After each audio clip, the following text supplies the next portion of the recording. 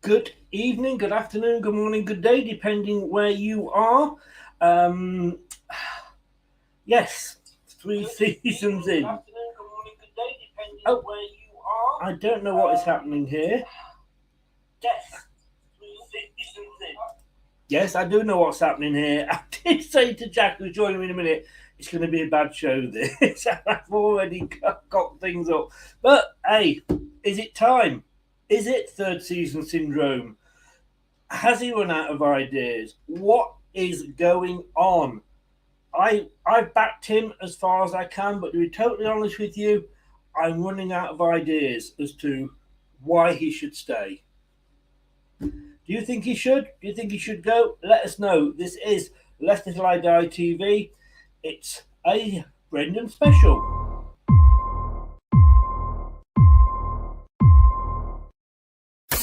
Strap yourself in because we're set up, switched on, and ready to go. You are watching and listening to Chris and Leicester Till I Die TV on YouTube and your favourite podcasts.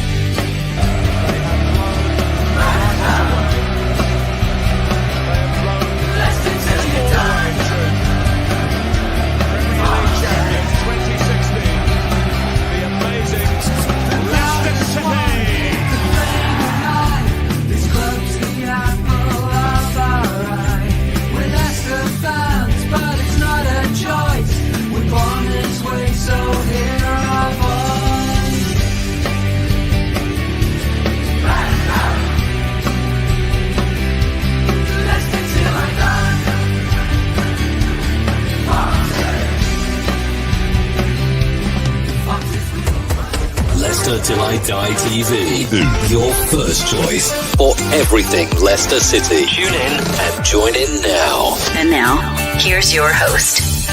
Right, Chris. All right. We'll cut that bit out. It's not live. Nobody will know. Nobody will know. Why am I so happy?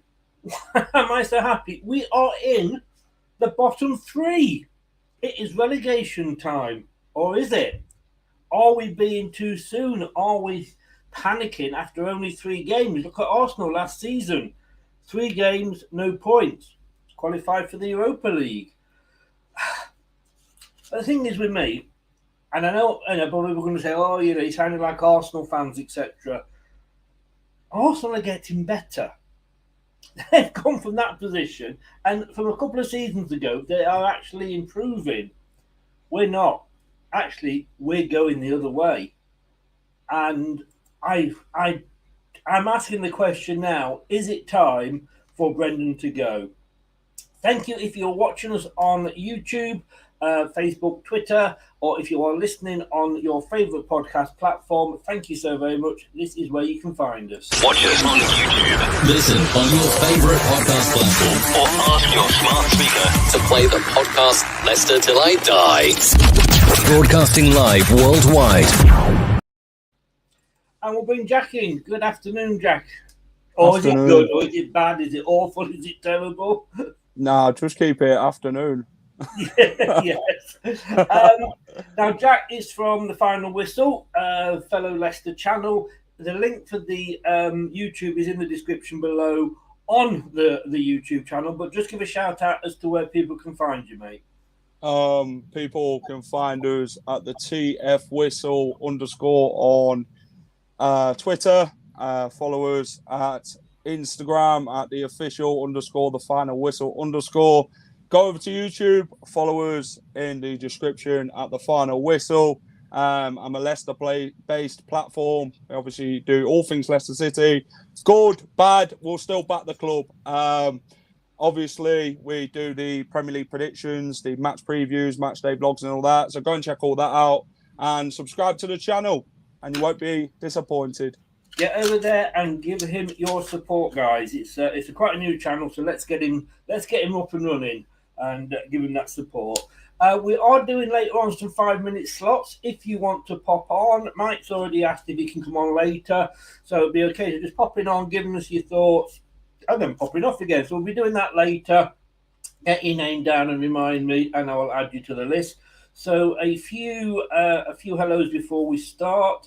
Delboy Gunner TV, are you done with Brendan? all I'll say is, if you want to get rid of Arteta, we'll take him off your hands. Hi, James. How are you? Welcome along. Ren is in the chat. Good evening. I am well. Hope you are too. He's already nailing his colours to the mask. He's Rodgers out. And he says hello to Jack as well. David says, hello, Chris. Last year, Fofana was injured despite his new contract. He can't gather his few thoughts to play. To play this year. Can't blame it all on Brennan. A few players showed internal bottle yesterday. Paul's in. Good evening. Terry, hi, Chris. Hi, Jack. Glad to see you in here. Hope Haley all good. I presume that's your better half. Yes, it is. Hello, Haley. That was a great performance from Leeds. I wish we could show some of that passion that they did. I tell you what, I woke up very late and I went onto the computer hoping I could see things saying Brendan's been sacked. But I've not actually yet seen any football results. Leeds 3, Chelsea 0. What the? I got Leeds 20th. What I know. I mean, this is it exactly. But what I want to do, we'll talk about that later because yes, that is the sort of bottle and performance that we should be showing. And when you've got the Ted Lasso of the Premier League coming over and showing us how it's done, it's a bit embarrassing when we are supposed to have this amazingly good coach. But Jack, can I take you back in time? This is where it all goes ooh, like that. But do you remember the 25th of October 2019? Yes. Do you know what you were doing? Probably a Leicester game. Well, you possibly were, but you weren't actually at Leicester. If you were actually on the south coast, not far from me in Southampton. Yeah. Because we went and played a Southampton team on what was a very, very wet Friday evening in front of the Sky cameras. 9-0 win. We scored 9 goals, right? We won 9-0. And we thought, wow, this is the start. And we went on from that, and we finished 5th, and then we finished 5th again. We got into Europe for 2 seasons running, which we... it's something for Leicester. We won an FA Cup. We won the English Super Cup, / Community Shield, all in the space of, 3 seasons. But let me just read that Leicester team out to you. This was the starting team. All right, Schmeichel was in goal. Across the back, we had Chilwell, Soyuncu, Evans, Pereira. Indeed, he was in midfield. Barnes, Maddison, Tielemans, Perez, and Vardy up front. So out of that team, obviously, Soyuncu, he's on the bench. Evans started yesterday. Indeed, he did. Vardy, Barnes, Maddison, and Perez all started. And Tielemans came on. And actually on the bench, although not coming on, we had Danny Ward and Dennis Pratt and James Justin. Now, that's a team that goes out and wins 9-0 against the club we played. What the hell has gone wrong? Because it's virtually, it's 7 out of 11, the same team. Yeah, exactly. Time's moved on pretty fast, hasn't it, as a Leicester fan? We've been through a lot since then. Obviously, the FA Cup win, the Community Shield win.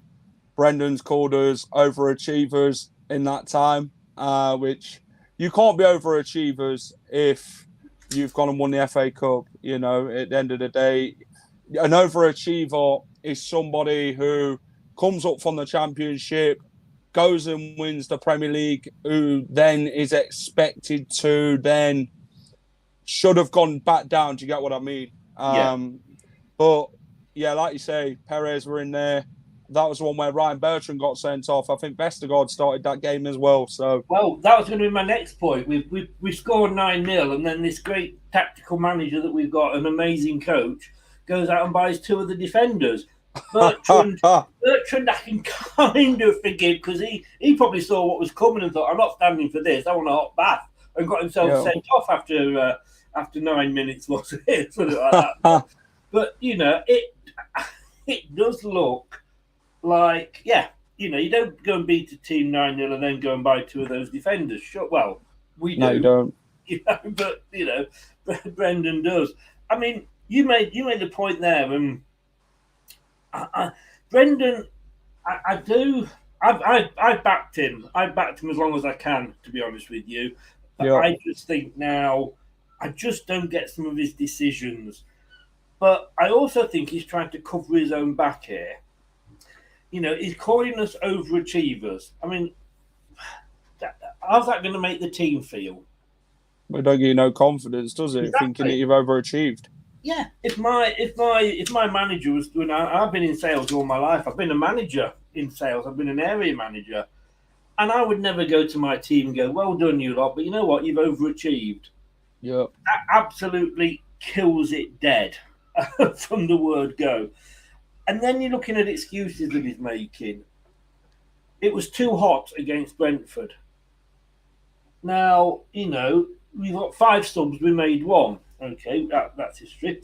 He then claims against Arsenal that we were too inexperienced. And we just played now the youngest squad in the Premier League since 2017 on average age. So, the average age was like 23 years. So, an inexperienced young team has just beaten us.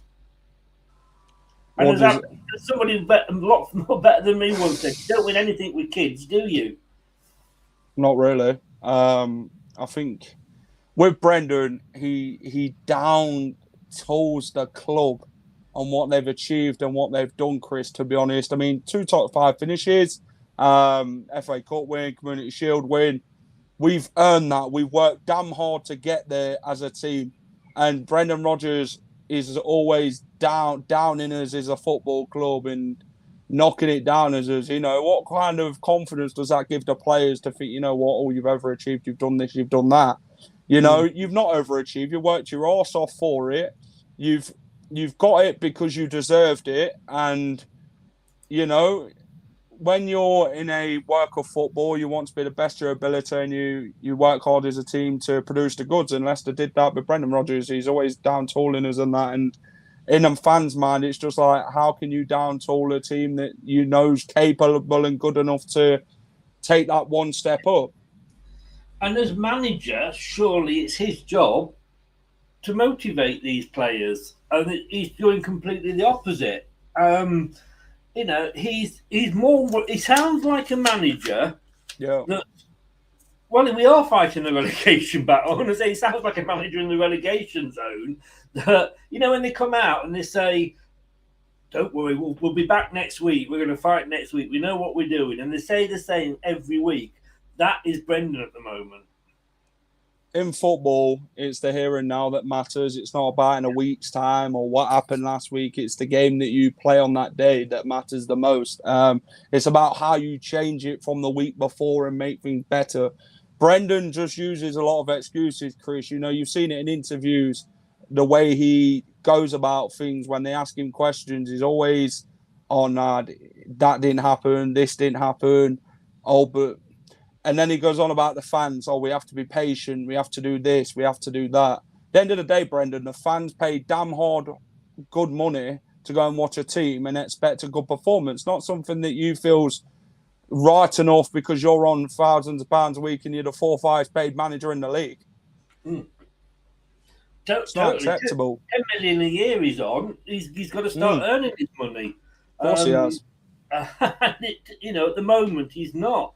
When you hear Klopp saying, the grass was too dry after there was a picture of them.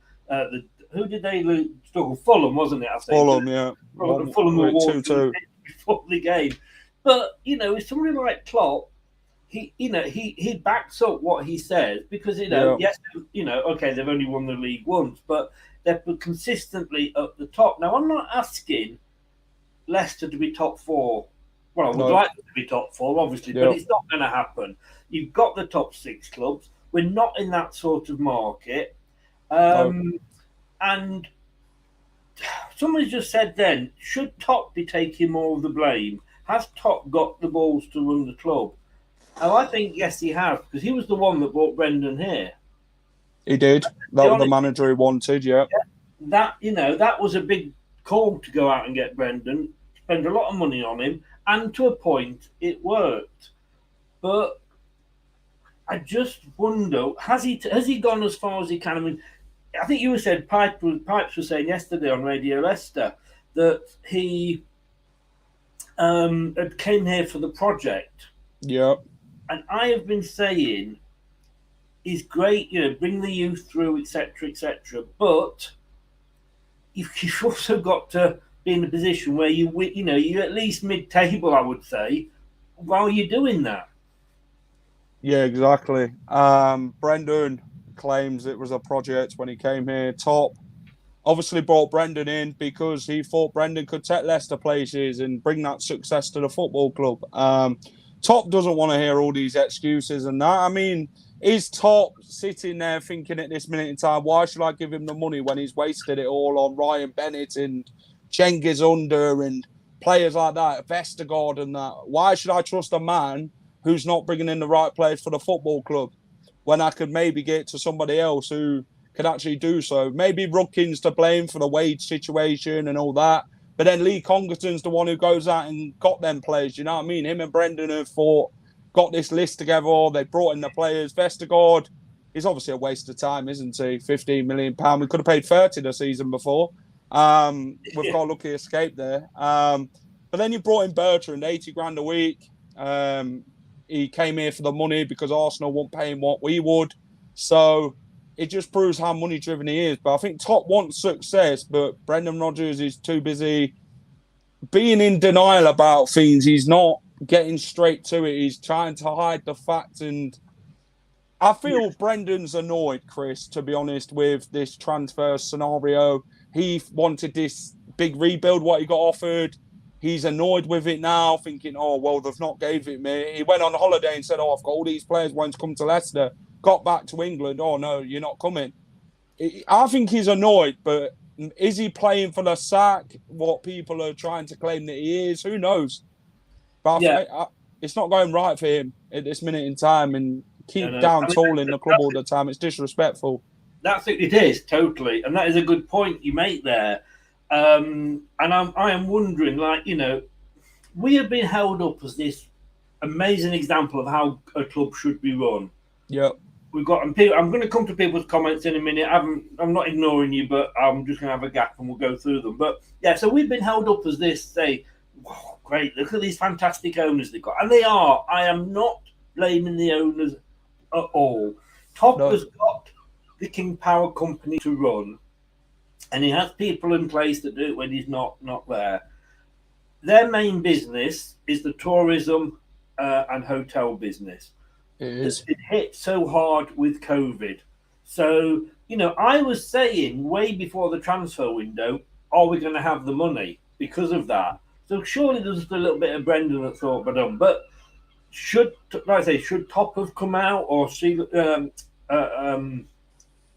Whelan come out and told him and said, earlier that this is going to be the position? So we saw how they were after the FA Cup, Top and Brendan, hugging and everything. But are they being fair to Brendan? Are they hanging him out a little bit to dry? I feel that this transfer scenario situation, if you're offering him a big rebuild, then it's not going to happen. The club should have had that respect enough to come out and say, you know what, Brendan, it's not happening. They should have come out public and say, it's not happening, Brendan, this ain't happening, you're not going to get these players in, spend this amount of money.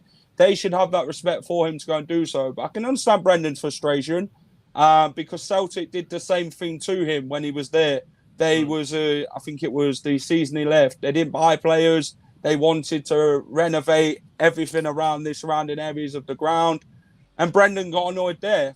Maybe that's why he came to Leicester in the end, because he thought, it's a new project, I'll get the money to spend. Maybe now he's thinking, you know what? Why am I actually here? Am I actually good enough to stay here and carry this on? Or is this project now not for me because I've not got the money to spend when I want the money to spend to build this squad. But maybe he wasted a lot last summer, and that's probably why. Oh, yeah. We'll come on to some of those points, definitely. But, I mean, how can I put this? I mean, he was asked a question by a journalist about new players coming in. And he made the comment, we've got to sell before we can buy.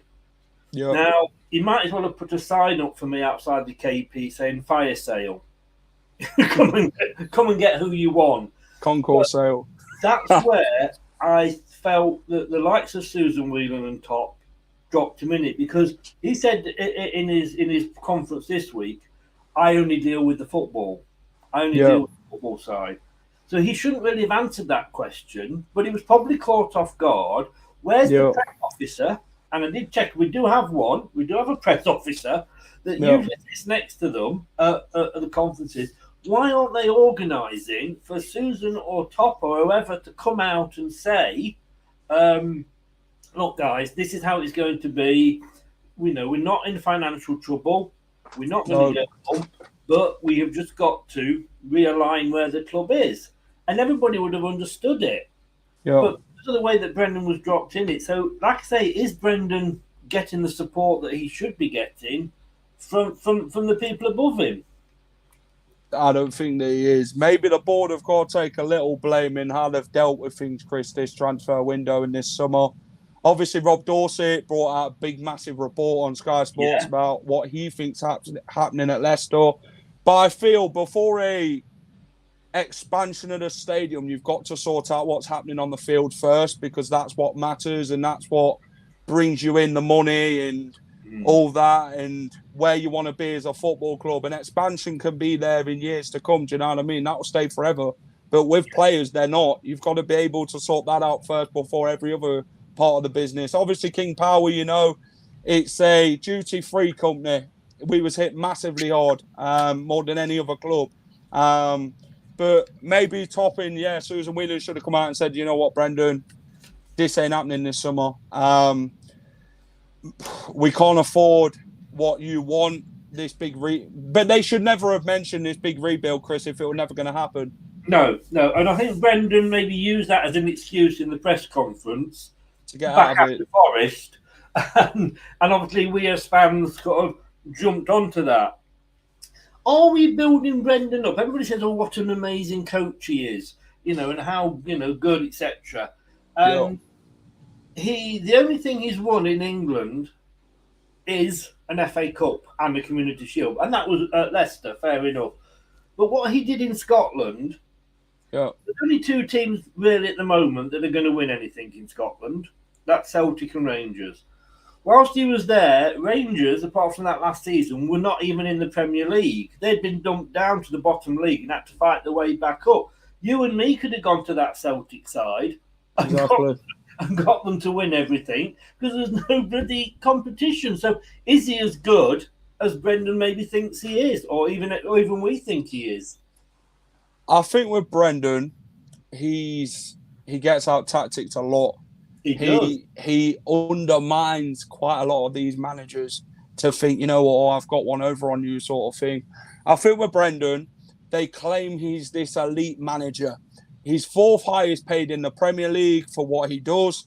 But to get that sort of money in football, Chris, you've got to be able to have two plans, and you know how to sort things when things go wrong. Brendan has, like I call him, a one-plan man. He does one plan, and when he gets stuck, he'll stick with it because he hasn't got nothing else to fall back on. And he is a stubborn bloke for sure. And he just doesn't realise it. It's like, you can't tell me what to do. You don't run this club. I'm the manager. These are decisions I'm making. You're sticking by them. You're going to pay and watch what I'm putting on that field, and you're going to do nothing about it. And I think that's the way he's approached it, Chris, to be honest. And elite managers are like Guardiola and that, aren't they? They'll know how to get out of holes and make things better and improve the squad and that. He doesn't. He's outthought by Arteta. Yeah. Who's only been a manager a few seasons. He's outthought by Gerrard, who hasn't been a manager that long last season. Ralph Huthenhall came out and said, I knew we could get back into this game. Now, this is a guy who's lost within the last 3 seasons 2 games 9-0 to different teams. Yeah. And yet he sat there, like you said, probably having watched the Brentford game, thinking, yeah, I know what to do here. Yep. And Brendan, I'm going to go through some notes while I just gather my thoughts. Let's just see what people are saying. Leeds top 4, well, they probably deserve to be, got to be honest with you. James, Everton fan, says Chelsea were like us, toothless and clueless up front. When you say us, you could mean Everton or Leicester, to be honest with you. James, as for Leicester, great free kick for Maddison, but he completely allowed Southampton back into the game and got punished for it. Defensive errors again, that's always been Rodgers' issues. I think Soyuncu should start over Amati, 100%, Rennie, 100%. Andy, welcome along. Unfortunately, Rodgers has got to go. He's not happy that he can't sign, and that filtering negativity onto the pitch. Yes, we need to sell to buy, but closing the gates to sell players won't get him what he wants. Rennie, why is everybody blaming Top? I don't think they are, in fairness. No, they're not. No. Mike, Leicester are not a big club. We're not. That's the thing. We're not a top 6 club, what people make out to be. But for the leader, aka Brendan, to come out and basically demotivate the players and basically call in his squad. Exactly, Mike. Exactly. Man City are winning. David says here, for me, Brendan, team choices has been his problem. Why are Martin not cagged? Why Perez and not Pratt or Nacho to start? Why bring in Yuri and not Pratt? Never mind. There's about 10 of my questions all gone there in one go, David. Thanks. Rennie says if Rodgers not going to start, it's not going to be sacked. I'm going to watch under 21. Sherry, good afternoon to you. I was there yesterday. I definitely got a sense of all is not well behind the scenes. Tell you what, I live on the south coast, and I'm not working anymore. So I used to. My last season ticket was the Great Escape year, and I thought, I can't afford it. I won't have one next year. Of course, they went on and won the bloody thing, didn't they? But you can thank me for giving up my season ticket. That's why they won it. But I can't afford it now anyway. It's a 7-hour, 8-hour return journey. But I was watching it on something I maybe shouldn't have been. But I was watching it yesterday, and it showed Top. This was before the game had kicked off. It showed Top, and he was sat there. Rudkin was next to him. Neither were talking. And he looked like he was chewing a wasp top. He did not look happy, and we hadn't even kicked a ball. So, again, I mean, yes, I think there is something going on behind the scenes. Would you say so, Jack? I reckon things have gone sour between the manager and the board. I reckon that Brendan, in his press conferences, he doesn't want to slag the board off, but he's using different words in disrespecting them, innit? People are picking up on it, but he's not directly sitting there blaming them, but he is. He's blaming them for everything that's happened this transfer window and that. I think with Brendan, he's trying to find excuses to cover his own back. He knows his tactics are crap. He knows his team selections are not what they should be. He's not bringing players out the team who are not good enough. He's keeping them in there and thinking, like Yuri Tillemans. Last season, he didn't really have his greatest this season. Arsenal have been linked. He's obviously maybe agreed personal terms with them, which maybe that's another thing to talk about. But, you're playing players who don't want to be at the football club. Like Fofana, first 2 games of the season, Chelsea have come in. Leicester rejected bid. Fofana's threw his dummies out the pram. I'm not playing for the football club. Tillemans, well, Arsenal are still interested in him. He knows that. His mind isn't at Leicester City, but he's been professional enough to do his everyday thing that he should be doing, because that's what a professional footballer should be doing. But Arsenal made the bid. So I think in some words, Brendan's blaming the board. I think that there was a thing between Rudkin and Brendan that apparently they fell out. Maybe that's true. Who knows how much we read into that. But like I say, Chris, a lot's happened behind the scenes, I think, and I think that's why Schmeichel left as well. It does make you wonder now, doesn't it? It does. About Casper. Yeah. Jack, Andy's first of all, he said you're missing a massive fact in why we don't have money right now. I think we did actually cover that. Rennie, Jack is a better manager than Rodgers. You'd do it for 9.5 million, wouldn't you? You take a bit of a pay cut on Brendan. I'd do it for no if to win. Andy, Leicester have taken out a loan backed against Prem payments for the stadium expansion. Planning was hoped to be green-lighted by now, but it's been pushed back for various reasons. Shitty council, I think you mean there. That money is being paid back without it being spent for its original purpose. That has really done us over because it's not been signed off. That's not helped. Certainly, it's not helped. Yeah, exactly. Paul, welcome along. I think if we'd all accepted that, Chris, if that the club had come out and explained we've all got this rebuild in our head and now it's not going to happen. Exactly. Yeah, I agree. It should have. It would have been cut off. It would have been cut off before it was even started. There's Brendan coming out and saying we need to sell, and Chelsea are going, oh, well, we fancy Fofana. Newcastle are going, oh, we fancy Maddison.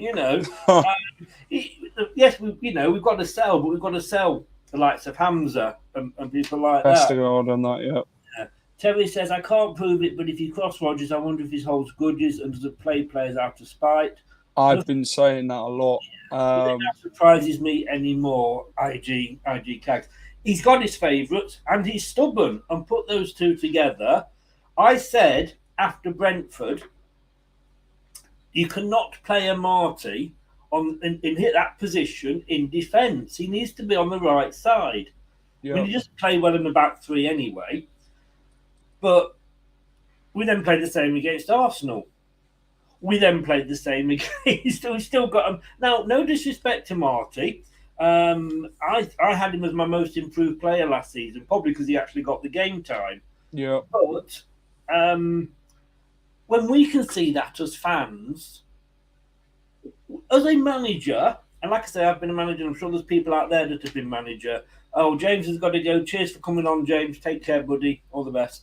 As a manager, you cannot put your personal feelings in the way of the job, whatever job that is. When I was managing a sales team, if I had a fallout with my best salesperson, and it happens, you have differences of agreement, you take them to one side, you have a talk to them. You don't necessarily have to agree 100%, but you respect each other's opinion and to why, whatever, and then you come out and you get on with the job. Now, I don't then take him off the big accounts that he's servicing and put him onto baby accounts just because we've fallen out, because he's my best salesperson. I'm cutting my nose off. And so many people are saying, and you just said, is he playing to be sacked by not picking these players? Pratt. I love Pratt as a player. And he has come out and said, do you know what? I want to stop at Leicester. I want to fight for my place. I had a word with Brendan. Did we see him against Brentford? No. Did we see him against Arsenal? Well, for 30-odd minutes, which I think was like throwing him under the bus in that game, because he could do it. I said, well, he came on, didn't do anything. Did we see him against Southampton yesterday? No. What we did see was an out-of-form Tielemans who was completely shit in the game that he played against Arsenal, which was potentially his new employees. Bringing him up, what does that say to Pratt? With Dennis Pratt, I know there's been a lot with Brendan Rodgers. He has fell out with Brendan Rodgers, but that's down to Brendan's stubbornness and the way he's treated him. I spoke to Dennis Pratt in Leuven on a one-to-one chat. He said he wants to stay at the football club. He obviously wants to be at a football club where he plays, Chris, he told me. He said, not in so many words about him and Brendan, but you could read along the lines, they fell out. Siyunchu, I feel the same's happened with Cags. Cags wanted out last summer. His agent was looking for him a move. Cags said, you know what, I want a new challenge. Brendan Rodgers is like, well, you're not. You're staying. So maybe he's kept Cags at his own will. And then maybe they've had a disagreement about it. And then Cags had thought, you know what?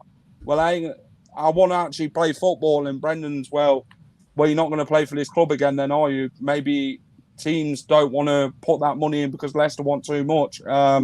But I do feel Brendan is treating Cags very like Dennis Pratt. You're not going to play for the football club unless something like we're losing or something like that. Do you know what I mean? To make them look bad in like the media and that. But Tielemans, like I say, he were crap against Arsenal. No shadow of doubt. He thought he put the best performance single in of the season, but he didn't. Should he have played yesterday? I don't think so at all. I'd have played. What I say to fans is, Chris, you want players who are going to commit to the club, be 100% with the club, who want to actually play for this football club. Dennis Pratt, Jamie Vardy, Harvey Barnes, Kiernan Dewsbury-Hall, Wilfred Ndidi, them sort of players you want at this football club because they want to play here. Not players who are looking elsewhere and think they're bigger than the club like Fofana. Indeed. And do you know who I would add to that list? And I've started this season and I said, right, I'm going to forget all what I've said about any players. It's a clean sheet. It's a clean season. Let's see how they go on and perform. Yep. Perez. Now, when I picked my to play yesterday, I put Perez in, not yesterday, on Thursday. I was on a Southampton show, and I put Perez in because he likes to play Southampton, let's be honest with you. It takes a lot to stick. But do you know what? He puts a hell of a lot of effort in when he's on the pitch. Yeah. He doesn't just I agree. Vardy had 11 touches. I know, I'm not blaming Vardy because he never saw the ball, but no service. No service, but it's Jamie Vardy, we've got to stick by him. But Perez puts in so much work, and I appreciate that. And I'd have kept him on yesterday. And I know we joke about Vestergaard, and he came in during a bad time because, let's face it, the defence was all over the place last season. It was. But he's had the chance to go, and he says he doesn't want to go. So now that could be the fact that he's on a lot of money, but Fulham aren't his I'm sure Fulham could have done something about his wages. That's what the issue is. Yeah, but at least, if he wants to stay and fight for his place again, because he was a regular at Southampton, at least he wants to stay. It's more than Fofana does. I agree. You want players who to come out and say, I want to play for this football club. I want the chance to play regularly. Vestergaard, the Danish national team have said to him, if you're not going to play, you're going to be dropped in the World Cup. You ain't going to play for the country. You want committed players, Chris. Tielemans and Fofana, obviously their mind's in a move. Fofana's obviously gone the wrong way about it. He thinks he's bigger than the football club. He ain't. I'll put him to that straight. No player is bigger than the badge, what's on the shirt and that, and the old football club. You come here to play. You've signed a 5-year contract for Fofana, for God's sake. Leicester have a massive stance on where you want to play. Leicester can reject anything because you signed a 5-year contract about in March time. He's showing disrespect towards the club. He's been intent in everything he's doing. He's childish, it's embarrassing, and it's not on. I feel with Fofana, I don't want to see him play for this club again because I don't want players like that at his football club. He did it to St Etienne. Yes. He threw it in their face. And I don't want little players like that or football club who think they're bigger than what they are. And because Leicester, let's put it fact here, Chris, he was injured. He got injured against that Spanish team in pre-season. Who were the one who picked him up, Chris, and sorted him all out? Well, Leicester City won it. It weren't Chelsea. For 10 bloody months. Well, there you go. Leicester sorted him out. Yeah. I think he signed a new contract for money. Yeah, obviously. Yeah. I mean, at that point, he wasn't playing. So he goes, I'll sign that. Thank you very much. I mean, for me, I'd actually drop him to the under-21s. I would. A chance of playing in the World Cup. And let's see how he feels. Let's just go through, and I'm a great one for stats. I completely agree with you there. I thought Perez did well yesterday. He did 100%. It doesn't always come off, but again, he might not be everyone's ideal player, but he does put in a shift. Yes. Oh, definitely. I just want to go through some slides I hastily put together, so bear with me, because it's all gone wrong at the moment. I did a poll straight after the match yesterday. Does Rodgers go now? Now, all right, it was a snapshot when we all just come off that defeat. But 2/3 of the fans, I feel like I'm selling cat food here. But 2 out of every 3 Leicester City fans who expressed an opinion said that they wanted him to go. And that kind of well, to me that says it all. Do you know what I mean? That's getting big. And I did when we did the post-match show, which we did sort of after that, 2 hours later, and I thought we might have calmed down, and we didn't. Yeah. It got even out. It was something like it got 78% wanted him out. So, I have lost this slide that I was going to. Oh no, I have lost the slide I was going to show. It's not come on for some reason, but. This is Rob Tanner, and Rob Tanner's coming on the channel a week on Monday, so that's going to be a very good chat because he was the one at the Athletic who broke the news about Fofana saying he didn't want to play. But what he said on his, and if you don't subscribe to the Athletic, it's a great read. It's only £1 a month for 6 months if you sign up. Then it's £8 a month, but forget those 6 months. 3 years seems to be his limit wherever he's been. This is the biggest test of his career. Now, that was Rob Tanner talking about Brendan. And I've heard a lot about this 3 years from like Liverpool fans. And I said, yeah, let's have a look. Let's give him a chance. Maybe he's not had the chance, etc. But it's, you've got Rob Tanner saying it. The fans don't have confidence in Brendan Rodgers. I feel that his football does the talking, his tactics, his excuses after each interview. He's not honest enough with the fans. He's just coming up with every excuses to cover his back, Chris. And I think the fans are tired of all these excuses now. They want a big change in the football club to take the football club forward. They now feel that Brendan Rodgers isn't the man to take this club forward. They feel we're going backwards rather than forwards. Rob Tanner, yeah, like I say, he's on about this 3 years. Liverpool fans who I spoke to have gone about this 3 year syndrome. He brought in Southampton players at Liverpool, Ricky Lambert, Adam Lallana, people like that. And he's done the same at Leicester, Vestergaard, Bertrand. Brendan Rodgers does it. He did the same at Liverpool. It all went sour after 3 years. And I think the same's happening with Leicester. It's all going downhill. He's in a position now he's not comfortable with. He's getting frustrated. He's getting annoyed because he's never been in this position ever. But now he needs to deal with it, bite his teeth and get on with it. If you're not, then resign, innit, at the end of the day. Yeah. If you're not committed to the football club and you're not happy the way things have been run and that, then get out of the club, Brendan, at the end of the day. We need somebody now, maybe Brendan, if he changes his mind and actually wants to commit to here, then we need somebody who's definitely going to sit there, come in, and do the job what the owners want and take the club up rather than down. Newcastle just gone 2-1 up against Man City. I actually got that down for a draw because I think that I did have a fancy upset there, but not a Newcastle win. Leeds and Newcastle are showing how it can be done. Fight. They're showing fight. Look at the manager's passion. Yeah. Scott, ain't got that. By the way, welcome in. I mean, I just want to show this. Now, you can't blame, or you can blame Rodgers, but what I'm saying is here, he's got a good record, and that is very small, and I apologise for that. But this is sort of since we had Sven-Göran Eriksson, he's got 47% win rate. Not quite as good as Mike Appleton, who had 100%, but that was a bit of a Sam Allardyce sort of moment. Or Mike Stout for that matter. He's done it, but for me, like I say, and I look at Arsenal fans and I'm thinking, why are you moaning? Because Arteta is taking them in the right direction. And when you look at that, we've seen what Brendan can do. Yeah. We know he's got it in him.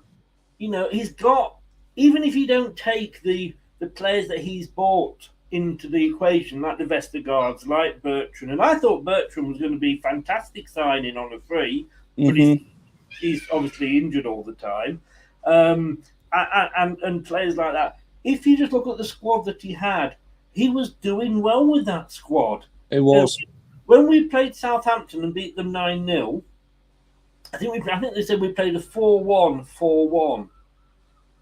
Why is it gone? Why does he persist with this 3 or 5 at the back? It just does not suit us. It's too defensive, in my opinion, Chris. He's too sideways and backwards. He's one of them managers who likes playing out from the back. And when teams are sitting there thinking, Leicester will play out from the back. Oh, we don't have to do anything. Just block them on the halfway line. They'll go backwards. That's exactly what he's been doing. Him and Claude Puel are no different in the way they play their football. They're both exactly the same. They both like coming out from the back, and they're both defensive. Puel might have not got a big win rate. He might have. Obviously, Leicester fans didn't like the way Puel went about things. But Rodgers plays that same football. We're too defensive. We're negative. And you want to see a team go out and attack, don't you, Chris? Show fight, intensity. Yeah. Absolutely. Go out and win the game. Whatever the opposition is in front of you, go and put in a good performance. With Brendan, it's like when things don't go his way, he's stuck. And then teams are absolutely running over us and thinking, you know what, Leicester's there for the taking. And I think that's what teams have got in their mind now with Leicester, that Leicester are there, that we can beat them. You know, we don't have to worry about losing these games. We can actually go there and play a good game and maybe beat them and get the 3 points. Yeah. And I mean, that's just a graph there, just showing how we've not done bad in the Premier League. We've not done bad under Brendan, but look at that drop. And it is only 3 games in, but it's been a gradual decline. You know, I mean, I hate to say these 2 words, but I will do. Peter Taylor. Oh, God, that hurt. But when he took over, he took us to the top of the league. We were top of the league for 2 weeks. Well, okay, there was an international break, but we were still top of the league for 2 weeks. Then lost to Wickham. Yeah. The rest of that, we would have got relegated that season had we not had such a good start. Yeah. And the following season, we lost to Bolton, who had just been promoted 5-0, and it all got a lot worse. Yeah. And it's the same with Brendan, that he's had his good point, you know, his good time, and he's won us the FA Cup. But it's just gone down, it's going backwards, and that's the worrying thing. You know, David here says, David S., and it's a very good point. Mind you, both Leeds and Newcastle signed new players. I agree he hasn't done better with what he has, but there's a point, though, to us having the Perez or Brighton were good, but still limited. Yet he has bought new, but West Ham have bought a load of new players. And look where they are. They're bottom after today's game. You know, so let's not, let's not say that it's all about buying new players. You know, Poch, when he was at, we'll come on to Poch later, but when he was at Spurs, there was a transfer window when he wasn't allowed to buy anybody. But they didn't get Spurs into the bottom 3, you know. But we, like I say, I mean, Dave just goes on to say here, since our team is essentially the same as the 2 years we came 5th, what do you see as being different to how we are playing? Well, this is the big question. You know, it is the same team. There's 10 players from the squad, and I'm not just saying the same, from the squad, there's 10 players that beat Southampton 9-0. That have played against Southampton yesterday and lost 2-1. The difference is the manager, in my mind, it's the manager's stubbornness to accept what works, because if he doesn't like it, it's not his idea and it doesn't work. You know, I mean, let me take you back again. Inacho came on, not last season, the season before. He played him because of all the injuries we were having. Yeah. And what he did was he found out that Vardy and Inacho suddenly played very well together. Inacho started to be a very great, assist. He provided a lot of goals, and Inacho was knocking them in for fun. Yeah. He was our top scorer that year. So 2 up front, because Inacho can't play 1 up front, 2 up front was obviously working. So what did Brendan do last season? Go back to 1 up front. Dropped him. You know, I mean, where does anybody look at something that is working? You know, if it's not broken, Brendan, don't fix it. Yeah. And you may not like that formation, and you had to play it because of injuries, but that's what got us to 5th again that season, was Inacho. And now you've gone the following season and you've dropped him again. I don't get it. And his substitutions. Exactly. I called him Brendan Bellend last year when we played West Ham, and I think we were winning or we were drawing. I can't remember. 93 92nd minute or something like that. Yeah, we're winning 2-1 and the corner 2-1. went in. Exactly. And just before that corner was taken, he brought Vestergaard, come on. Vestergaard up. Now, I'm not blaming Vestergaard. No. Because in that, we were in the middle of zonal marking, which again didn't work, Brendan. You know, Yeah. but it took you long enough to discover that. But you do not change a player at a corner if you are defending the corner. We're No. playing zonal. Suddenly Vestergaard comes on, and it is a case concede. of, "Oh, what am I doing? Where are you doing? Where are you doing? Well, I think I'm this zone," and we conceded. You know, and Schmeichel, we talked about him earlier. Was he being told never to come off his line? I don't know. You know, what is Kolo Torre doing? He's supposed to be our defensive coach. It's ridiculous. You know, I just he is too stubborn, and it's his way or the byway, isn't it? Yeah, I think with Brendan, you know, he's had to go with the players he's got to go with, which is fine. The players what got him to top 5 finishes in the Premier League, Chris. But it's how you use them players and execute them and get the best out of them. He's down tooling them, and he's not the wind right out of them. They don't look the same players they was in them 2 top 5 finishes. And this were 2 seasons ago. They finished 8th last season. But then he got them losing to teams like Everton who run bad runs and that. But Brendan Rodgers is one of them who don't like taking the blame. He'll happily shift it onto everybody else because that way he's not under pressure. Well, he feels like he's not under pressure. He feels like, you know what, it ain't my fault. It's everybody else's fault, not mine. But it's your football that gets you in this sort of predicament, Brendan. You know, like you say, Chris, that 4-1-4-1 situation at Southampton worked. Then he brought Kelechi and Vardy in. They scored plenty of goals that season. That was Kelechi's highest goal in scoring season in the Premier League. But then he dropped him, offered him a 3-year contract, dropped him, and look what happens. Kell's no good off the bench. Kell's more of an influence as a 2 starting.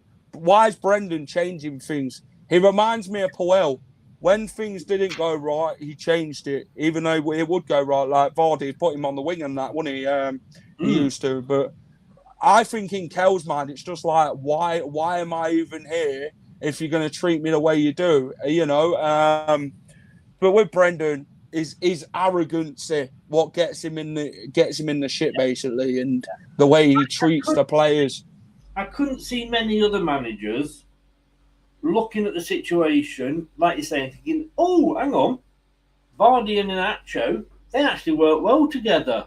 Look at all these goals that they're scoring." Yeah. I don't care whether Vardy's scoring them or Kelechi's scoring them. As long as stick somebody... with it. Yeah, I'm going to actually stick with that. Yeah, no, he didn't. If I didn't pick it, I want to go back to 1 up front. And then what does he do? We played Arsenal last week. Yeah. Week before. We were struggling. Vardy was hardly getting a touch on the ball. Yeah. And yeah, I agree that he should sign the new contract. He hasn't got 90 minutes in him now, I don't think, but he's got a good 60 in him, and then swap him. But when it's not working with 1 up front, what does Brendan do? He takes off Vardy and he puts on Daka. Yeah. Very much similar players. But hang on. All you've done there, you've not changed the formation or anything. No, you just done one like for like change. When he brought Kelechi on, It changed. he's setting up Maddison for a goal because he can hold the ball up. And he can work on his own. When you have got Brendan, and I know you don't watch this, but if you did, what would your answer be? That when a guy like Ralph Huthenhall can sit there at 1-0 down and think, we can still win this. Yeah. You can make the changes that actually did win in the game. Because the substitute came on and scored 2 goals. And how does that make you feel? That, you know, we're a team that when we're ahead, people still think they can beat us. It's one of them. Like, there's been a lot of reports from Southampton that the players have fell out of Ralph Hasenhüttl. There's been a lot of bust up in the changing room and that with Southampton. Did that look like that yesterday, Chris, in that second half that they fell out with him? Or do you think it was the other way round? I think there's certain players at this football club that don't want to play under Brendan Rodgers. I looked at Johnny Evans' interview yesterday after the game. Rodgers had come out of everything before. Johnny Evans disagreed. That's your club captain disagreeing with what you're saying because he thinks it's absolute crap what you're coming out with. Brendan, the way he approaches things is negative. He always likes to play that one way. If it's one way, it's no way. And the fans have to watch it. And yesterday at the game, when the final whistle went, they booed because at the end of the day, they'd seen enough of what he was doing. And they feel now that it's time for change. I don't want to seem like an Arsenal supporter because I'm a Leicester fan. Yeah. The clubs are going to push us on that. But at the end of the day, Brendan Rodgers has been here 3.5 years now. And is it time to go for him? He's clearly been in the job a long time. And I felt last season, Chris, with Rodgers, if he didn't have the Europa Conference League to fall back on last season, he'd have been sacked last season for me. Yes. After that Forest defeat and going out against Napoli, he'd have been sacked. Yeah. But then he had the injuries to back him up. But this season now, he ain't got the injuries and he's still losing games and that. So where's the problem? It's him. I use that as a backup for him that he had the injuries. But, he's the issue. This is the stats for us so far this season. And this is a club that's finished 5th and 8th under this guy. Yep. We've played 3 games. We have lost possession 392 times. So that's over 125 times a game we are losing possession. We've got 5 goals. We've had 8 shots on target. Mm-hmm. That's 2 a game, 2.5 a game. For a Premier League side, that is shit. And that annoys me. And I always look at that stat at the end of the game. We had 8 shots. I would expect that to be in one half. Yeah. Not in 3 bloody games. Off target, we only had 12.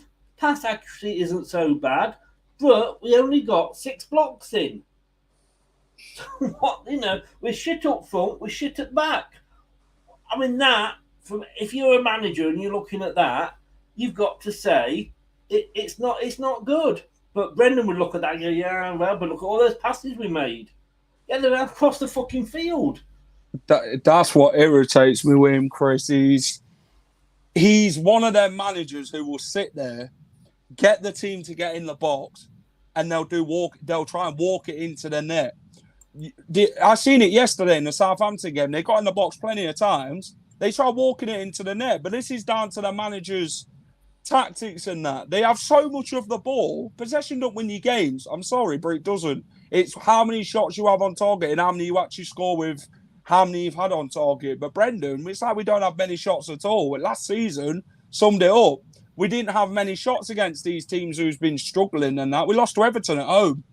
They didn't have many chances at the KP, and we just don't know how to. We can't defend. We struggle. Let's face it, that had only won once away before visiting the KP in Everton. 8 games they didn't win in yesterday before visiting Leicester. Yeah. Embarrassing. Yeah, there's all these stats are against Leicester. Yeah. Now, what has gone wrong is, I'm sorry, going back to what I said earlier about how well run this club it was perceived to be. Who the hell authorised that our head of recruitment wasn't going to join us until the transfer window was over? Southampton must have seen us coming when they agreed to that. I mean, Jesus Christ almighty. It's like, that beggars belief. We've now got a new set-piece coach coming in. Well, I thought that was, Colo's job, but apparently not. No. Don't know what his job is, to be honest with you. He's sitting there with a pina colada in his beach chair and watching the defenders defend. And dancing. We've got a set-piece coach.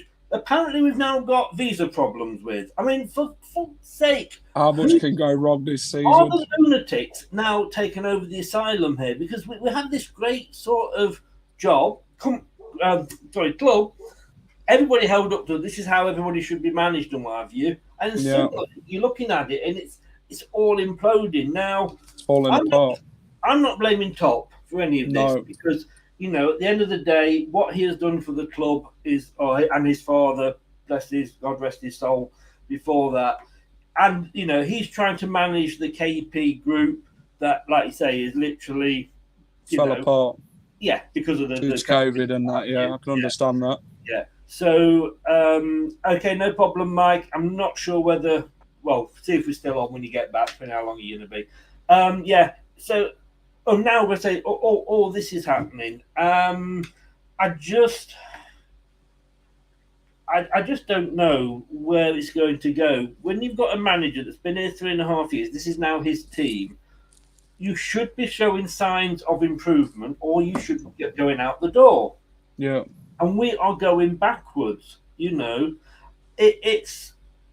Look at those. Is that good enough for a Premier League team to have 8 shots on goal on 3 matches? You wouldn't have thought that'd be a team what's finished in the top 5 in the last 2 out of 3 seasons.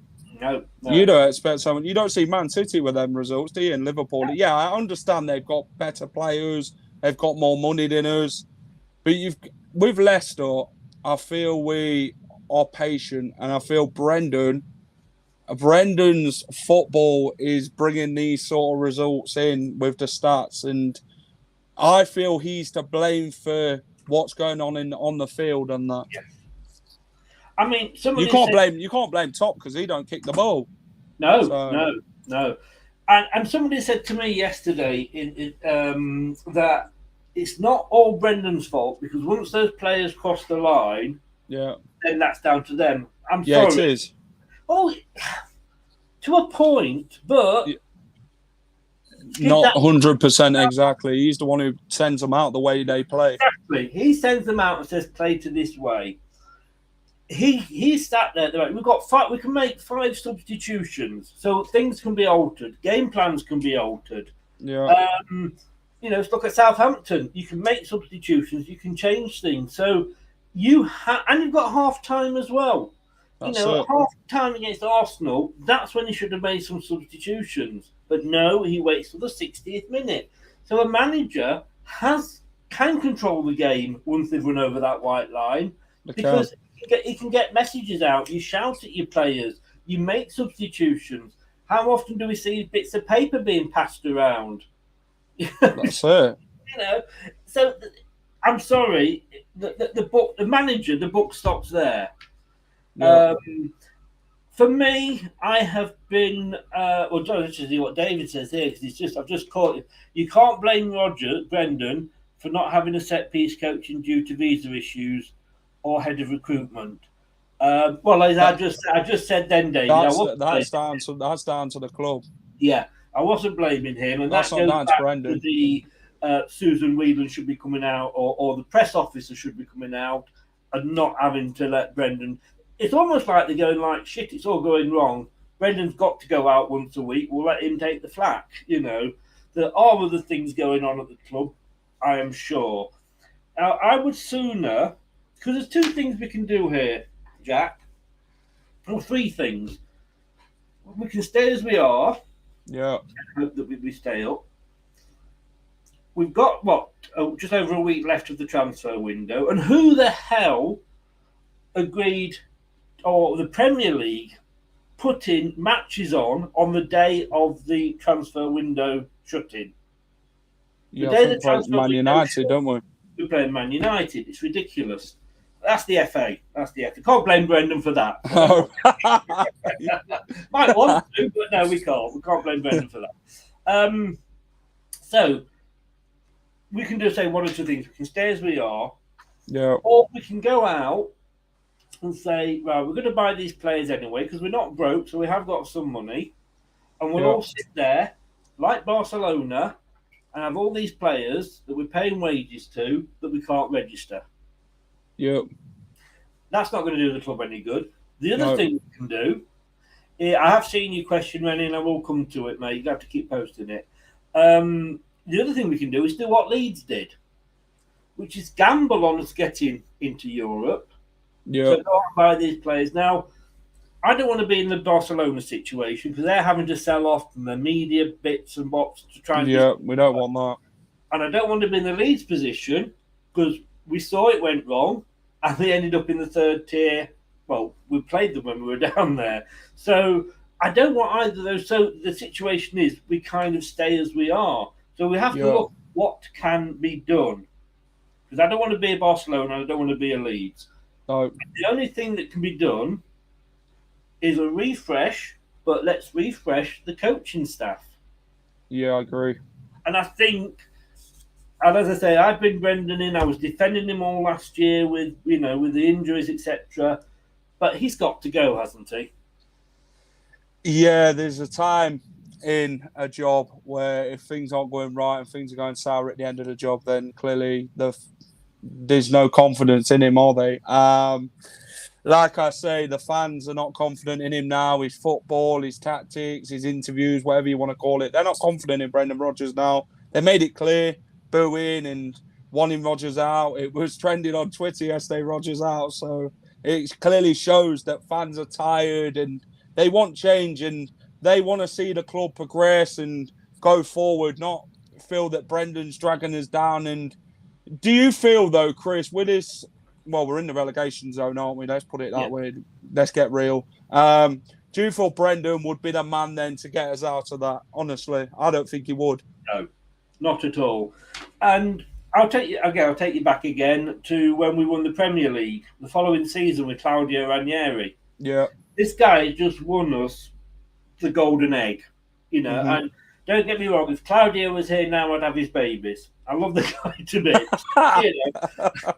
So I'm not going to say, I'm not going to criticise Claudio for what he did for us. But what people were saying, and I can remember there was an Italian journalist came on and said, do you know what? With Claudio, what happens is he has a good year whenever he goes in anywhere. And then he always has, it goes downhill from then on. And my God, was she right. It did. He had to go because I don't know whether we actually went into the relegation zone. I think we did for a week, but we were certainly in the 16th, 17th position, and that got him the sack. And we were in Europe then as well, if you remember. Yeah, he didn't feel that things could happen again. He felt he needed to change things. He was training them twice a day. He was doing everything, and obviously it worked for him. The players didn't want to back him anymore.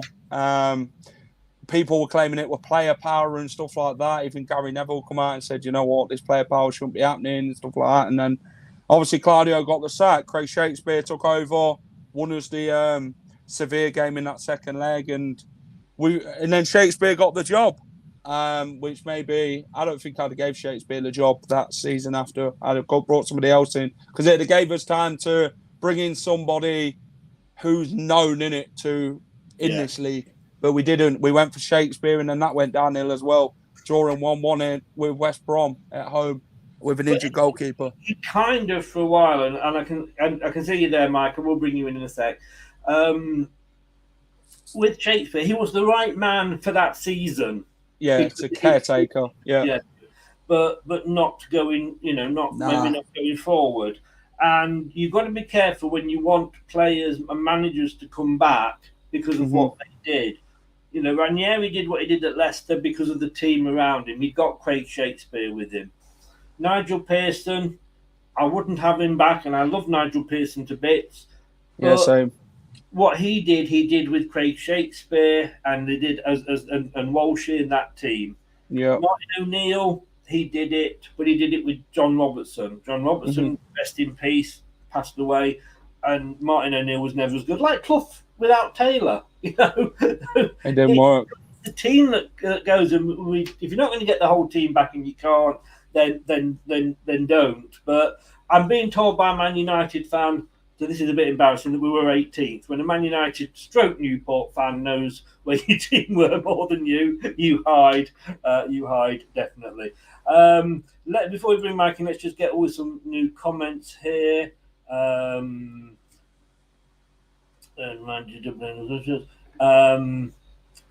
Barca don't want to sell their players. Joseph White, good afternoon, sir. Welcome along. I'm a Southampton fan, and that game on Saturday was dead till Maddison scored. But I'm so shocked at how bad Brendan's subs and decisions were. Tell me about it.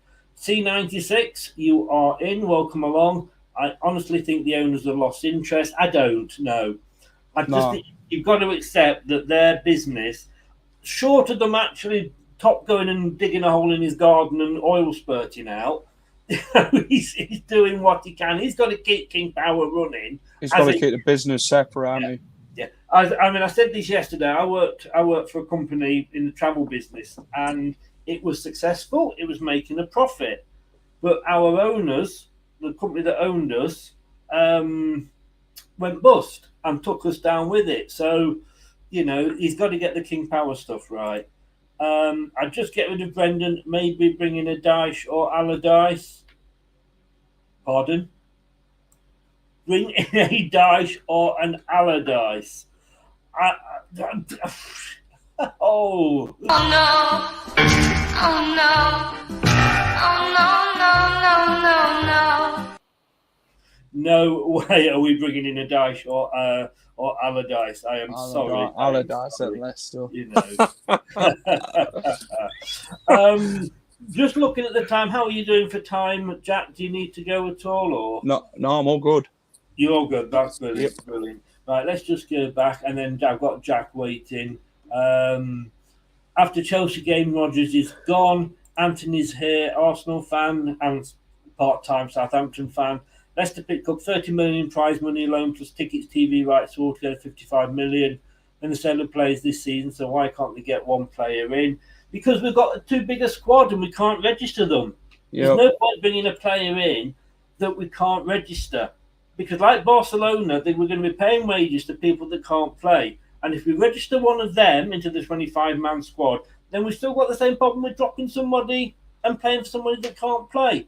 But let's bring him in. Mike's been waiting a while, and I appreciate it, Mike. Obviously, your main team is Newport. Yeah.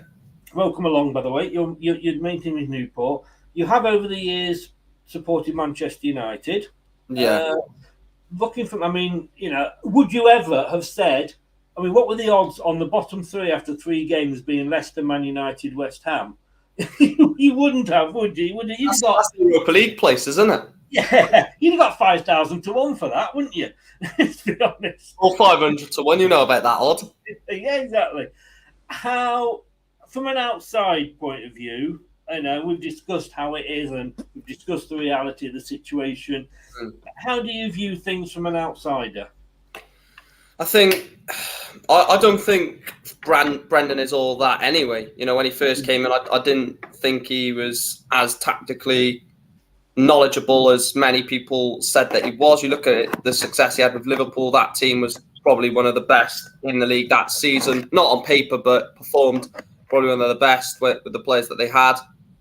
And then he went to Scotland, and like you said, with his adventure in Scotland, Rangers were in liquidation at the time. Well, not in liquidation, in administration, dropped down to Scottish League 2. Yeah.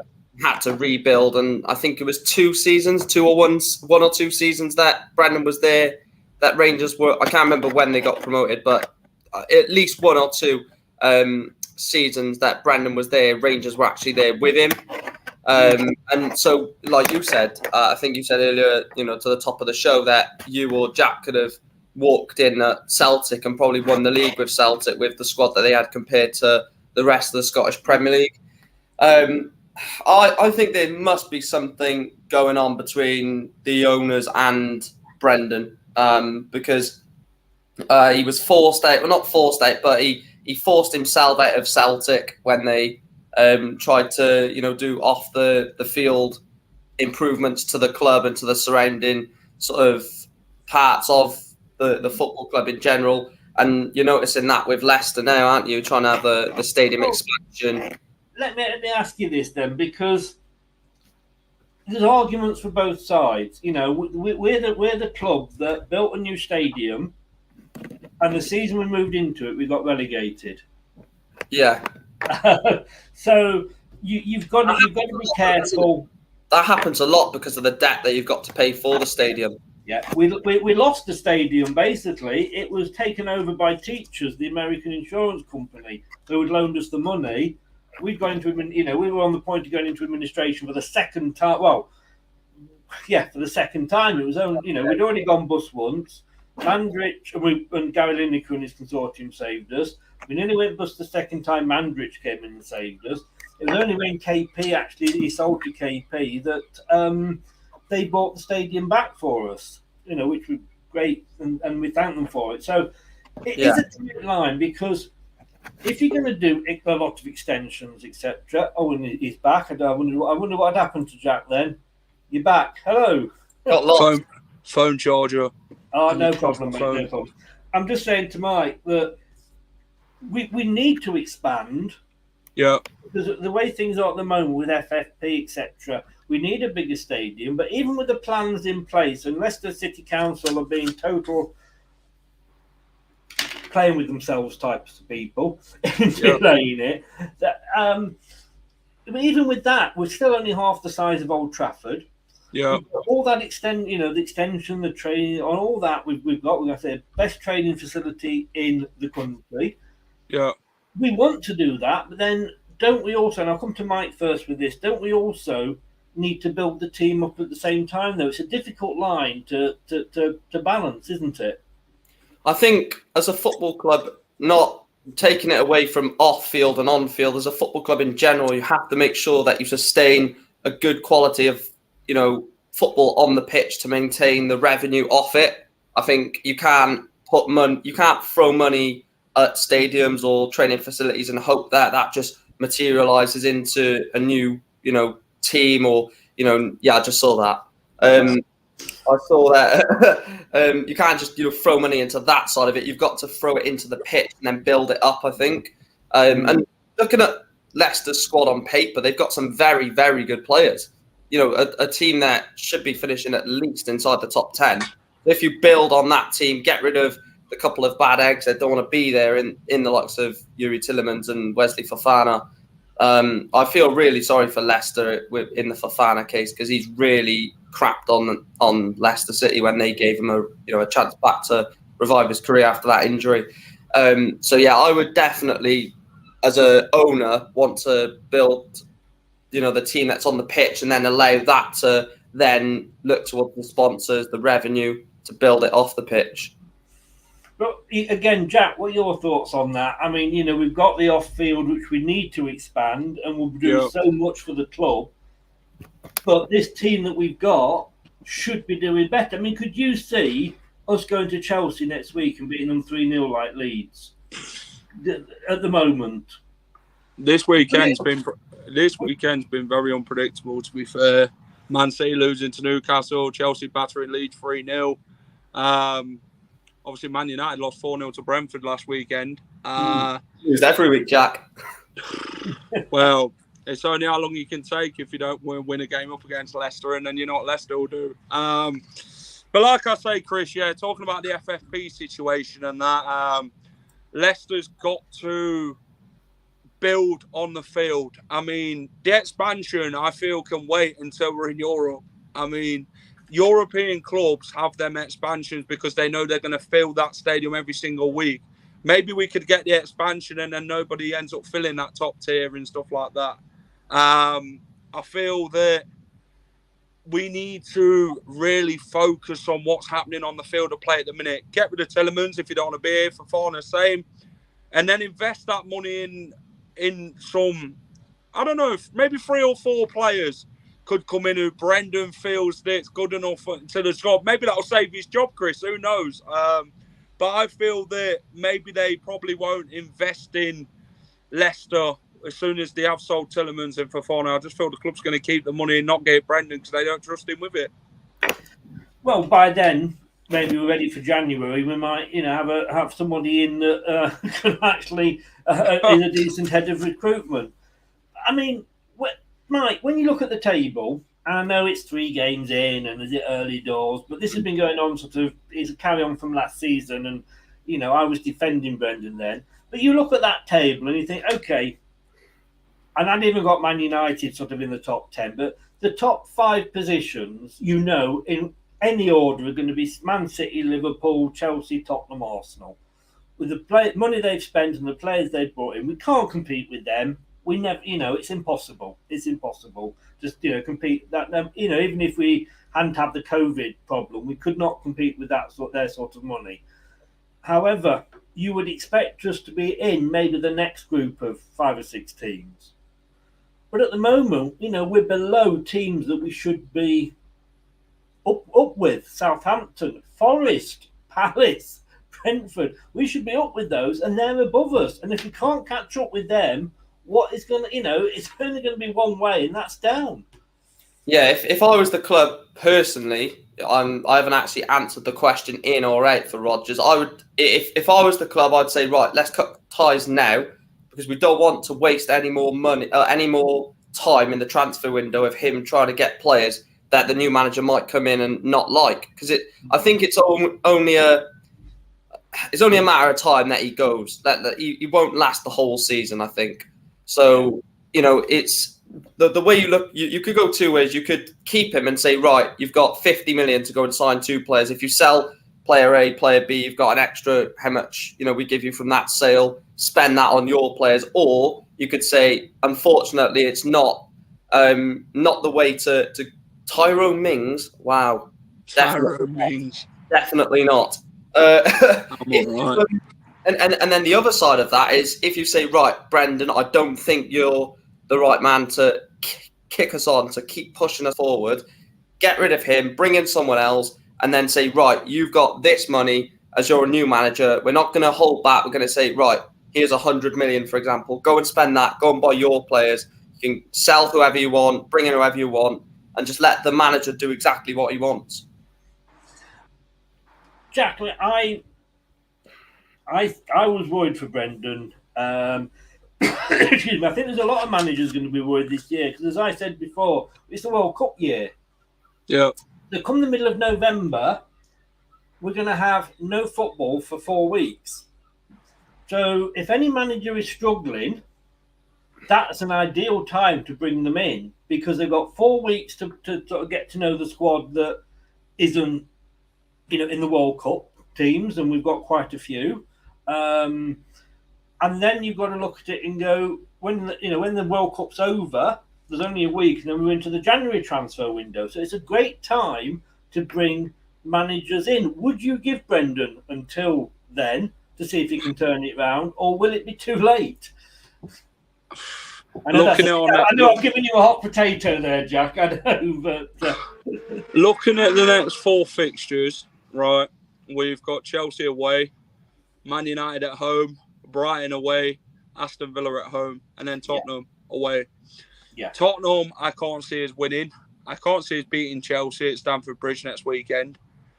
I think it'll be very difficult for Leicester. Man United, well, maybe if they don't go and win their game against Liverpool and then the one after that, then Maguire could come and bite us on the bum and score a winner. I'd have took a point from the Man United game, to be honest, or maybe 3 points, depending on how Man U turn up.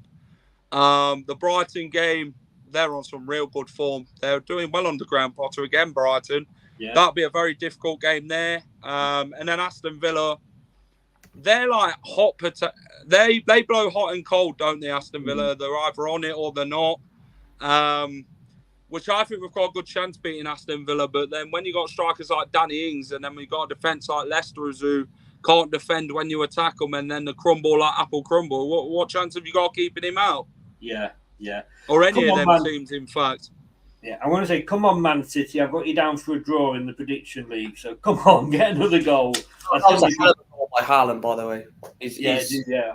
I mean, again, you're an outsider. I can honestly only see us getting 1 point from that, and that's possibly a draw against Villa. As an outsider, Chelsea away, United at home, Brighton away, Villa at home, Spurs away. Can you realistically see us getting any more than 1 point, Mike? I could see you getting 3. I think you might beat Aston Villa. I think Villa are very inconsistent. There was toxic, chants towards the end and boos towards the end of their game against Palace yesterday when they lost 3-1. There was a few. There's a few Villa fans that actually are calling for Gerrard's head, just like the situation at Leicester. So I think you could get something there. But then again, if they sack Gerrard before then and get a new manager, and they might have a new manager bounce. But I think you'll get 3 points from that. I think you'll beat Villa. I think there's a chance you could get a point from the Man United game. Again, Chelsea, I think, is going to be ridiculously tough. I think Brighton are so well drilled, and Tottenham, they're in great form as well. Totally agree. Maguire, somebody just was having a dig about Maguire. What I want to say about Maguire is, when we sold him, he was a good defender. He was an England, well, he still is an England player. He scored in the World Cup. Where he is now is down to Man United. Not going to dig at you here, Mike, but where he is now is down to Man United. It's not just Maguire that is playing badly for them. There's a lot of players. But when he left us, he was a damn good player. I would actually, if Man United were that desperate, wanted to sell him for 20 million, I'd actually take him back. Please do. But I'll probably get shocked for saying that. Apparently he's getting linked to Chelsea. Chelsea said that if they can't reach an agreement for Fofana, they're going to go with Maguire. Yeah, I know. We were talking about this though, Jack, and this is something Mike brought up in the show yesterday. We've got Stockport away. Yeah. This week. I mean, Stockport must be sat there going, "It's free, Chris. Bring them on, Chris. It's free. It's just free. Brilliant. Oh yeah." And it's just blow the whistle now, ref. End it now. But Jack, can you? I think we're gonna struggle against Stockport. Do you know what, Chris? Yeah, I've said this. This could end up like the Newport game that year. Newport were in League Two, and they beat us 2-1 at their place. Newport, we've got a Newport fan. This could end up like that. I can't say I just went like that, and you went like that, and it's like I punched you. Yeah. It's good to end up when Puel were in charge and when we lost to Newport. It could be a banana skin for Leicester. It's a game that you'd expect Leicester to go there and beat the opposition comfortably, wouldn't you? But, you know, in football, anyone can beat anybody on the day. Newport's going to be licking their lips at the minute thinking, I'll go and make it more misery for Leicester on Tuesday night, but we'll see. I've actually predicted Stockport for a 2-1 win on my Carabao Cup predictions because they've sold out Edgeley Park and they're a great fan base. So that's going to be a tough game for Leicester. Their stadium is so enclosed as well. Yeah. And I can see Rodgers being that pig-headed that he'll play a lot of players, like youth players, because he thinks, it'll be, That's the worst decision you can make against a League Two. Exactly. We're not, Manchester City can probably get away with it. We try it against these lower teams, no disrespect, Newports and what have you, and it bites us on the bum. The thing is, Anthony says, I can see Tielemans staying and going on the free next season. I don't want him to stay. He's so shit at the moment, Anthony. Have him. I will drive up to Leicester, pick him up, and drive him back down to Arsenal for you. I can't say fairer than that. I mean, just talking about that, going for a free next season, right? Man United wanted Maguire. Maguire went to the board and said, look, I want to go, but I want to respect Leicester City. You saved me at Hull. I got relegated. Hull actually went on and then went even further down. I'll sign a new contract, but there'll be clauses in it. And that allowed us to be able to ask for £80 million from Man United because he was on that new contract. That's all Tielemans has to do. So that if he had respect for the club, he'd be saying, right, I'll sign a new contract, but if a team that's in any European competition comes in for me, if a team comes in for me and offers 40 million that you paid for me, I'm allowed to talk to them. But at least we would then have some money. But he doesn't seem to have that respect for the club, Jack. Yeah, I think it's a difficult one with Tielemans. He's been professional, like I've said, about the way everyday life as a professional footballer goes. Arsenal haven't made the bid, so he can't go and act like a spoiled brat like Fofana. He has been professional, but he also has been shit just now. Yeah, he has. But I think Yuri, like I say, if you signed a 2-year contract now, Chris, you could ask for 40, 50 million pound, and then you've got the money back, or just 10 million pound in profit. We'd take that as Leicester fans, wouldn't we? If you signed a 2-year contract now, and then when it sold him next summer to someone like Real Madrid and that, we'd take it. Yeah, I'd take just breaking even. He's taking his time, and he's only going to knock his valuation down. If he talk to clubs in January. Yeah, I mean the other thing as well is if he stays, he could be the difference. Well, I don't know now, but I did say this a few weeks ago. If he stayed, he could be the difference between us getting into Europe and not getting into Europe. We got 80-odd million last season by getting to the semi-final of the conference. Yeah. So we could actually make more by keeping hold of him. But the only reason that Arsenal are in for him and he's wanting to go to Arsenal, yes, they're in Europe, but they're the only team that's coming in for him. Nobody else is coming in for him. I haven't said that Arsenal haven't actually come in for him officially because they've not made any offers. But No. Mike, if Tielemans stays with us, has a good season, having signed that new contract, then you could have bigger clubs than Arsenal that would suddenly say, well, actually, I remember he's a good player. He could have a good World Cup. Yeah. So he could actually, by staying, have a bigger choice of clubs. I think he thought when he was going to go that he was going to have, the Manchester Cities, the Barcelonas, the Real Madrids, the Munichs, the Dortmunds all coming in for him. Yeah. But he had such a bad season and they all went, nah. But Arsenal obviously, still showing interest. So in a way, it would be almost a little bit an advantage for him to stay and sign just a small extension. Yeah, I think you look at him 2 seasons ago and those names that you reeled off, Barcelona, Real Madrid, Juventus, Bayern Munich, Manchester City, would probably say, yeah, absolutely, we'll go in for Yuri Tielemans. Last season, I wouldn't say him, but the whole team had an underwhelming season. Not an awful season, but an underwhelming based off the expectation baseline. And so maybe the amount of, not the amount, but the caliber of teams interested in him has sort of dropped. We've seen Newcastle were slightly interested at a point, and then obviously Arsenal's solid interest. It's Arsenal and Newcastle, without disrespecting both of them, and nowhere near the likes of Real Madrid, Barcelona, Juventus, Bayern Munich. And I think if he does stay, be a pivotal part of the Leicester City team, hopefully for you guys' sake, send you into Europe, goes away with Belgium for the World Cup, probably gets to maybe quarterfinal, semi-final of the World Cup, and then Real Madrid could be looking in the summer thinking, oh, yeah, there is the Tielemans that we saw 2 seasons ago. There's the one that, can drive from midfield and be a massive part of our team, because based off his current abilities, worth way more than 40 million. But at this moment in time, I wouldn't pay 40 million with how bad. No, because he's not playing well.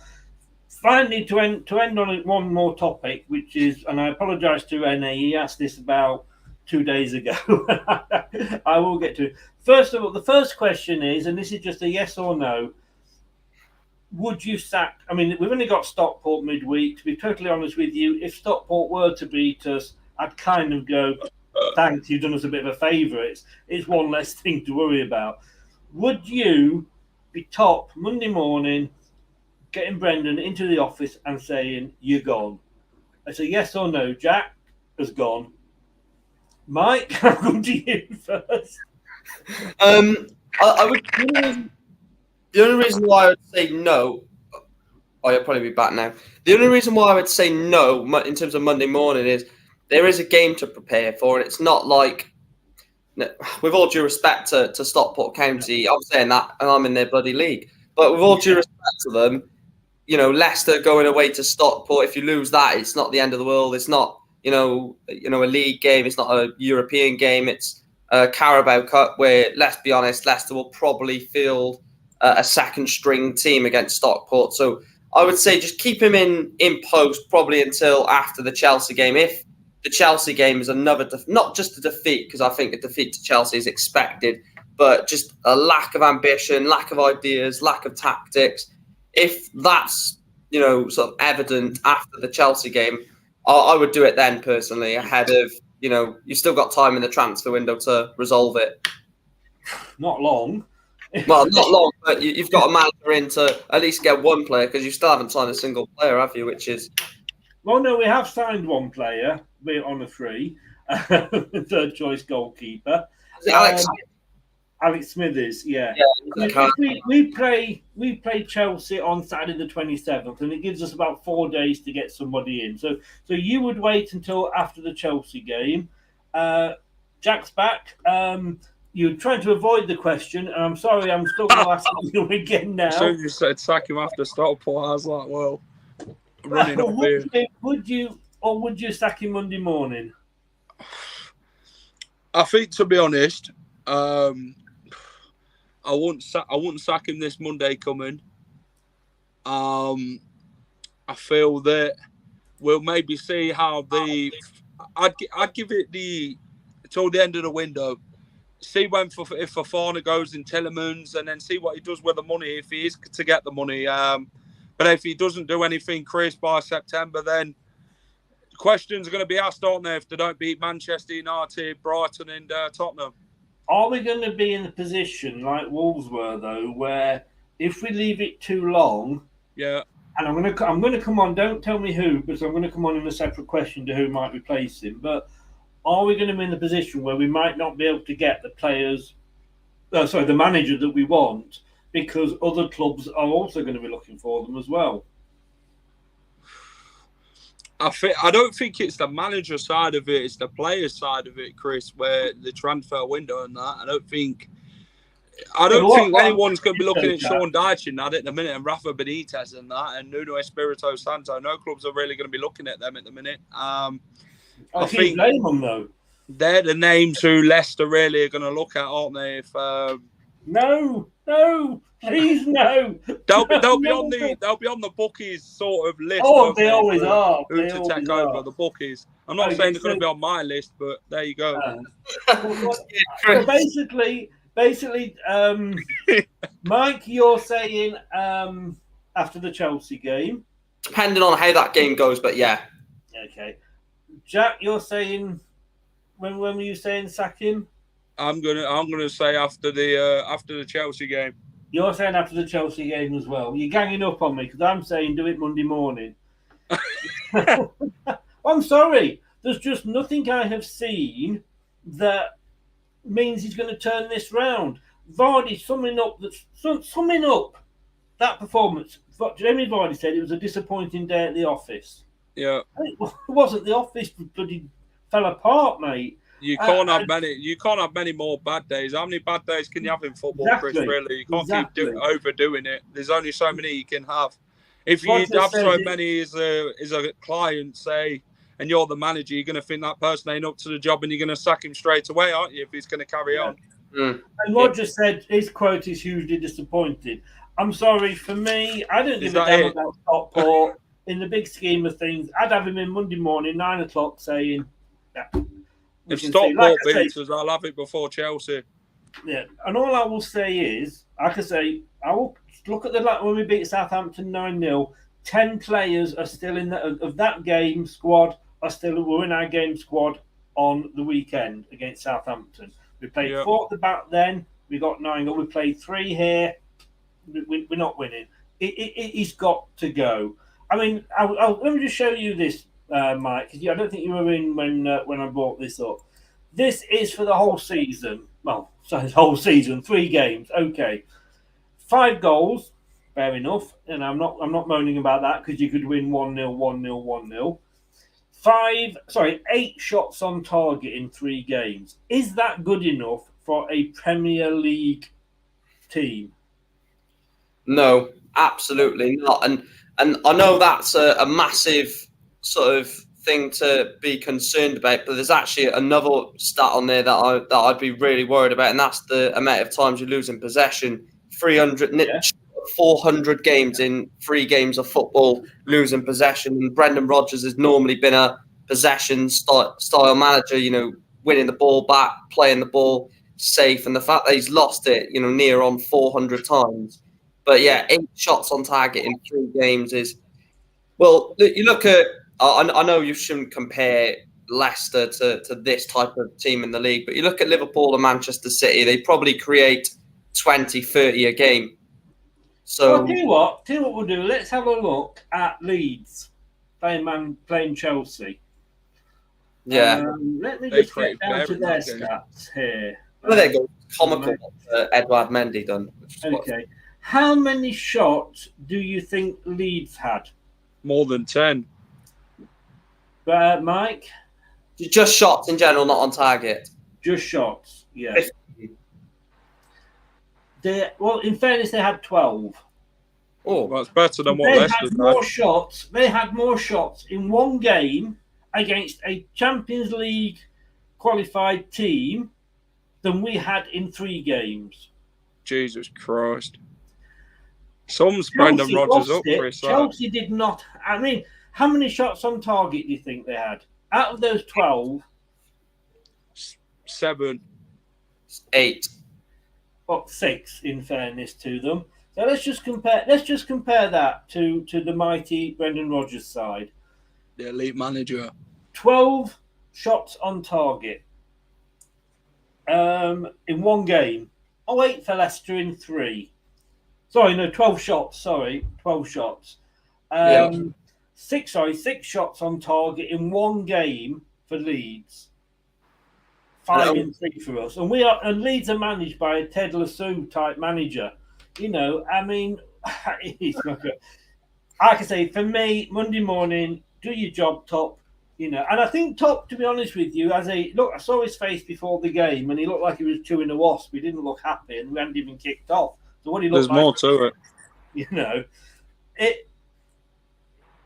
he's not afraid. I wouldn't be surprised if he's not got somebody lined up, because when Puel went, They did that to Nigel Pearson, didn't they, Chris, many years ago when they lined Yeah. up Paulo Sousa. Yeah, and they did it as well with, like I say, Brendan when we got rid of Puel. Do you see what I mean? They're not stupid. No. So I think they've possibly got somebody in mind. I mean, I don't want Daesh. No way. Who would you have, Jack? I'll come to you first. Who would you have as your first choice to take over at Leicester? People are going to be deluded if they're going to get Pochettino, aren't they? No. But you've got to, with the owners now, they've got to sit there and show how ambitious and successful they want to be as a football club. You need somebody who's been in the Premier League, done it, wore the T-shirt and had success, who knows what it takes to get a team into Europe. Pochettino's got that on his CV. Nuno has been in European football with Porto and that.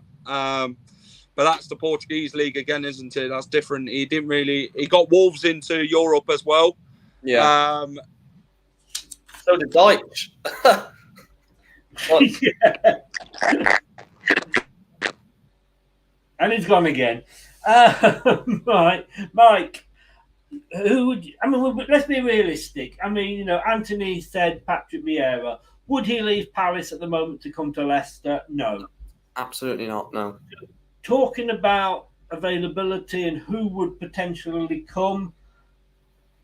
So don't go and say, you know, Pep Guardiola or somebody like that, because, you know, it's never going to happen. Who realistically do you think could come in at Leicester and do a job for us with this team that we've got now? It is a difficult one. I've seen a lot of people say Graham Potter. I don't think he would trade Brighton for Leicester with the current state that Leicester are in, without any offence. I think the sort of owners at Brighton are really, you know, good with Potter. I think they expect him to gradually build Brighton, which he's doing. So I don't think Potter's an availability. I really do believe in this Poch thing. I think Pochettino, the way he got treated at Tottenham after getting to the Champions League final, they basically said, you know, you're not allowed any money to spend, sort of thing, which was ridiculous. And I think he's got a massive point to prove in the Premier League. I think if he goes to a team like Leicester, who are obviously that second bunch, like you said, not the top 5, but the bunch just beneath, which Tottenham were, you know, 5, 6, 7 seasons ago. Tottenham were that team. You know, if he comes in at Leicester and sort of restores his reputation, restores his pride as a top elite manager, then I think that will open a lot more eyes to how good Pochettino really is. I think the media have killed his reputation of his time in PSG, saying that he lost the league. And fair play, you know, he did lose the league, but Lille that season were very good. And yeah, he barely had any money to spend, you know, under Daniel Levy. We know what he's like at the best of times. And I think that would be a decent appointment. I think Potter, if Leicester were in a better situation off the pitch at the moment, I think Potter would generally see that as a step up. But at the moment, I think he would see that as a step down. I don't think I would see it as a step down, but him personally would think, why would I trade Brighton for that? Don't know who this guy is that Anthony suggested. That's the Newport manager, and you're not having him. That's why I've never heard of him. Now, I mean, for me, and Scott said there, Pochettino, Terry, and that's why I said not to get Rodgers out yet, unless Leicester has a manager in mind. We could just end up with a 10th manager out of the ranks. Okay, well, let me say this to you, Terry, and then we'll include it in this same sort of answer about when he should go. Like I say, coming up, whether we've got a temporary manager in or whether we've got a permanent manager in, coming up, the games we've got are Chelsea away. We'll forget Stockport. You know that's gone. We're going to have Chelsea away. Yeah. United at home, Brighton away, Villa at home, Spurs away. If Rodgers stays, I've gone for 1 point out of all of those games. If Rodgers, because I think Man United will be fancying, and as bad as the situation they're in, I think they'll be looking at Leicester and going, this is actually a game that, you know, we can get back on. Oops, I've gone. I'm coming back. Hang on. Don't know what's happening here. There we go. Nice little bat right there, Chris. But you've got you've got the same point. Obviously, you've got the same. Whether we've got a temporary manager, whether we've still got Rodgers in, we're still not. You know, there's 5 games that I don't think we're going to get a lot from anyway. And then we've got an international break. Yeah. Please, nobody say Sean Dyche. Let's go through these. The fact that Del Boy, how the devil are you, sir? What's the crack? I don't know why I say that. He always says it, so I don't even know what it means. Leading story. This is the Irish people. You know what it's like. They're like the Welsh, you know, the funny lot. In a good way, I'm hoping. I'm saying nothing. I'm moving on. But no, Dyche, excuse me, years ago, he kept getting linked with us, but now, I mean, look how his Burnley side was playing. You know, you don't go for a manager that's just kept the side up very, you know, by the skin of their teeth, and then even got them relegated because they were down, you know, whether he stayed or not. So Dyche is a no, absolutely not at all. Allardyce. I would, if I was a Leicester fan, I'd prefer Dyche over Allardyce, if I'm honest. I wouldn't have either of them. No, I wouldn't have either. It's like, yeah. If I had to have one, it would have to be Dyche. I know I'd have to go Allardyce, to be honest with you, over Dyche. But it's like, would I sooner get eaten by a shark or a piranha? You know what I mean? It's one of those. So certainly, please, Allardyce, Dyche. Oh no! Oh no! Oh no! Just no. You'd be in a better situation if you kept Brendan than getting either one of those in. I've got to be honest with you, we wouldn't be any worse off, no. So let's have a look at the others that have been sort of the link. Graham Potter. Everybody was blowing smoke up his arse. In fairness, he had a good season last season. They dropped off, and they were bottom of the form table at one point. But he turned it round. So yeah. I can't see him leaving Brighton at the moment. No, because I think he's looking at Brighton like Brendan at Leicester. I think he's looking at Brighton as a project. And I think there is definitely more room for improvement at Brighton. I'm not saying, win the league, but I think they could definitely get into a European place. They've got the ability to do that. I thought they were going to yesterday. Last year. Yeah. They were fourth at the moment. But, they were fourth this time last season as well. Yeah. And as I say, they dropped off. But, yeah. Of course, one of the other two is Ralph Huthenhall at Southampton. I wouldn't be 100% against that because I think, look at his tactics yesterday. He sat there and knew, well, we've gone 1-0 down, but we can still win this. He actually had a plan B. I said this for a long time that Ralph needs to get out of Southampton as soon as possible. Yeah. I think if he moves to Leicester, it will be brilliant for all parties. It'll be brilliant for obviously himself, making that upgrade, brilliant for Leicester. I think actually, indirectly, I think it may work out nice for Southampton because they can try and rebuild with a new manager that maybe wants to use these sort of younger British players, which Ralph doesn't seem to. I think a lot of those signings that Southampton make are not on the manager. I think a lot of them are on the board.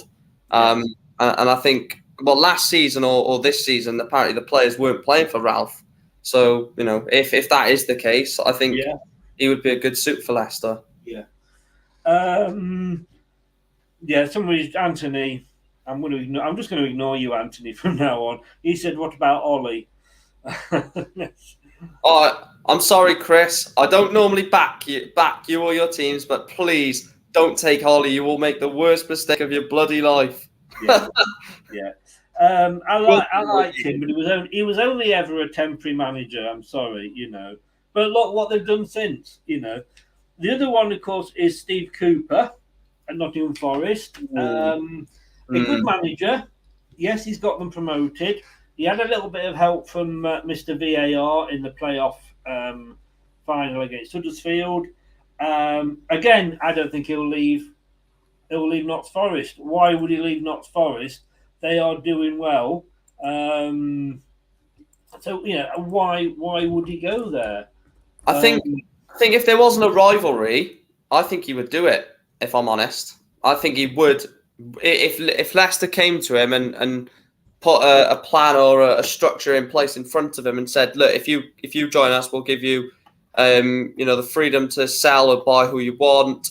You can have a lot more money here than you'll have at Forest, probably. I know, obviously, Forest has spent a lot of money, but, in the long term, Forest got that, obviously, from the playoff win. Obviously, that's the biggest, the most expensive game in football, the Championship playoff final. I think he would jump to Leicester if Forest-Leicester wasn't a rivalry, but... I don't think he would. I don't think he is... how can I say? I don't think he would jump from Forest to Leicester, Forest to Brighton. He would go from a Forest to a Arsenal or something like that because of the clubs and what have you. Yeah. But not at the moment because, like I say, I think he wants to see how far he can take this Forest side. Yeah, absolutely. And fair to him, look, he came in when Forest were 24th in the Championship. He's got them promoted. You couldn't even blame him for wanting to continue this project at Forest, can you? It's remarkable what he's done. Two things before I say who I think. Two headlines on the Sky Leicester page. Rodgers on potential Leicester exit. I don't know what will happen. You do know I know what should happen, Rodgers. Make sure it's you that exits. Then we'll all be happy. Well, I will be anyway. So a lot of Leicester fans by the looks of it, Chris. Yeah, exactly. And Saints, Huthenhall, as I said earlier, we knew we could turn it around. Anthony's just said Benitez. He's... I think Benitez is destined to take the Newcastle job in a few seasons' time, I think. I don't think he'll go... Well, for me, managers have their expiry dates. It's like Dyche. His type of football, which was good 5 years ago, isn't now. And you can say the same with Mourinho, exactly. Yeah. So it is. I think the game moves on, and you can't do what Mourinho would do, which is go in and throw cups of tea like Fergie did and what have you. It does move on. Pochettino, I'd love him if he would come. Whether he would come is the big question. Whether he would see Leicester as a big enough rival, a big enough team for him, not a challenge, because the challenge is there. The structure is there at Leicester. And when a manager comes in, whatever happens this season, if he was to come in, he could blame what Rodgers has left him. So in a way, he gets the season's grace. Yeah, he gets doesn't it? It's a barrier. Yeah. Would he win us the Premier League? No. But when we took on Ranieri, I actually, because I used to write, and I say this all the time, but I used to write for the Metro, and I've still got the link if nobody believes me. I used to write for the Metro, and I said I was actually pleased that Ranieri was coming. Yes, he'd never won a league anywhere, but he consistently got teams to second, third, in the top four all the time. And if he did that for Leicester, I'd be happy. And it's the same with Poch. If he comes in and makes us into a regular top 6, 7, 8 side on a regular basis, maybe 6th one season, 5th if somebody drops, and then 7th, then back to 6th. Doing that regular, I would be happy as a Leicester fan. Yeah. And I think Poch could do that. I mean, yes, all right, he didn't win the title at PSG when PSG really should, it's like Celtic, you should be winning it. Redeemed himself the season after, didn't he, by winning it the season after, just to redeem himself and get him, and he won a cup over there, etc. He is a good manager. I would love him, and I think he would see this. He would see the challenge and the unfinished business. That's what Rodgers came to Leicester, because he said he had unfinished business in the Premier League. Yeah. So, like you said, and you made a very good point, that so does Pochettino. I just worry. I think it's the unfinished business. I think he would see us as a good project and a good challenge. I just don't know if he would see us as a big enough club. Well, let's be honest. You went to Tottenham and you've won more Premier League titles than Tottenham. So yes, but in fairness, over the big scheme of things, if you look at where Tottenham, if you take an average position, then Tottenham are going to be higher than us. But I agree with what you're saying on but that. Then again, he could also be in the camp, which I don't think a lot of people would think about. He actually was the Tottenham manager that lost the league to Leicester. So he might be thinking, I want to, there may be time there. And he got Tottenham to a Champions League final. On no money as well, didn't spend any money. Yeah, he had a transfer window where he couldn't spend any money as well. Yeah, that's what I mean. My only worry is, would he be another Ancelotti at Everton? Do you know what? I would have said yes, but now I would say no. And the reason I'd say no is because of what happened at PSG. He was at Tottenham, then got sacked by Levy, went to PSG. I think the only reason why he went there is because he was an ex-player of PSG. I don't think they would have potentially gave him the job based off his Tottenham career, because he didn't win anything with Tottenham. Yeah. But he was building Tottenham year upon year upon year. So yeah, I don't think he would. Obviously, if he got a Barcelona job, which is is his own team, maybe it might go. But if he just got an offer that's bigger than Leicester, I think 99% of the time he would reject it. And I think if he came, I mean, I don't expect, if Rodgers kept on winning things and kept on getting us into Europe, he would be poached. Let's be honest with you, he was being linked with everybody in the dog before. He was linked to Manchester United previously, wasn't he? Yeah. And I get all that. I get all that totally. But not as quick as Ancelotti did it. You know what I mean? The way that Ancelotti done it as well, I think doesn't get talked about loudly enough. The way he was basically like, well, I'm going to Real Madrid, good luck, Everton. It was like, sort of thing, yeah. That was... And he'd only been there, the paint wasn't even dry on his parking spot, was it? So... At least he didn't do a Mourinho and sleep in a hotel. Now, I know you're not as big a Man United supporter as you were, and I know you want to concentrate mainly on Newport, which is your home team, and good luck to Newport this season. But when you look at Man United, and you are still a Man United fan, let's be honest with you. Really? I still want us to beat Liverpool tomorrow, even though not going to happen. But Well, yes, yeah. Well, you don't know in this mad world of. Well, this weekend of football, Newcastle drawing 3-3 with Man City. Well, we're 5 minutes. Is that a final score now? I think so, yeah. Well, we're into 97 minutes. It's not showing it. Well, might be. Come on. I'll get a point from a prediction league if it's a draw. Come on. I said 4-1 Man City, so that's not gone well. No. But when you look at Man United and when you look at Leicester, who would you say is the bigger club in a mess?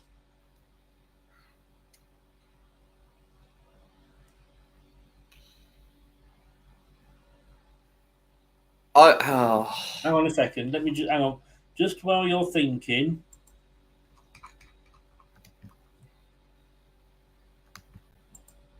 Let me know when you're ready, please. Oh, I knew he was going to say that. I thought you were taking your time so long. I thought I'd play some crickets for I you. thought you were going to look for a stat or something like that. No, Man United are in a worse state, I think, or worse state. I would say so. In fairness to them, I think you wouldn't, as I say, you wouldn't have expected any of the bottom three to be. It's full time. Well done, Newcastle. Well done, Newcastle. I got my point. Something to celebrate this weekend, Chris. Yeah, I don't care about Leicester losing. Newcastle got a point in my prediction. I think Man United are you're quite right, but I still see them going and beating Leicester. That's the problem. Anthony says Bielsa, no, as he's another stubborn one that won't change his style. Look at Leeds. We want somebody who actually understands what Plan B is, or even has a decent Plan A. To be honest with you, at the moment, you need someone that can. I think managers don't do this enough. Research the club before they go in there, because I've seen a few managers go into a job blind and then they get sacked after 2-3 months because they're like, Ten Hag, possibly. No, definitely not. Well, I don't think he expected it to be this bad, though, did he? Definitely not. The signings he's bringing in are decent, though, to be fair. Yeah, in fact, they're not going to finish down there. We know that. Mike, thank you so much for coming on. I think Anthony's just saying every manager he can think a name up of. I think he says Wenger, isn't he dead? I mean, he must be ancient. He's not so far off. Mike, I appreciate you coming on. Thank you so much. Where can people find you? Mike Green on YouTube. I will be doing a League 2 roundup stream in about 10-15 minutes, so please go check that out. And I'm also on a Portsmouth fan channel who's got 10k subscribers. They messaged me to do a little preview ahead of Newport's game against Portsmouth on Tuesday night. So I'm looking forward to that. Obviously, Portsmouth's not too far from you, Chris, on the... It is not, but it's further than Southampton or Bournemouth. Mike Green on YouTube. But subscribe to Chris as well. Yeah, brilliant. Thank you. I will. It's not in because obviously I hadn't planned you on coming in, but I will add your link into your YouTube channel afterwards on the YouTube description below. Yeah, absolutely fine. Thank you for coming on, Mike. I can't laugh at you because you're not a total 100% Man United fan, but I can have a little snigger. Newport actually won at the weekend, so you can't even have a laugh at that. No, this is it. I can never laugh at Newport until we meet you in the cup again and you beat us. Yeah, very true. Anyway, thanks, Chris. All I can say about Man United.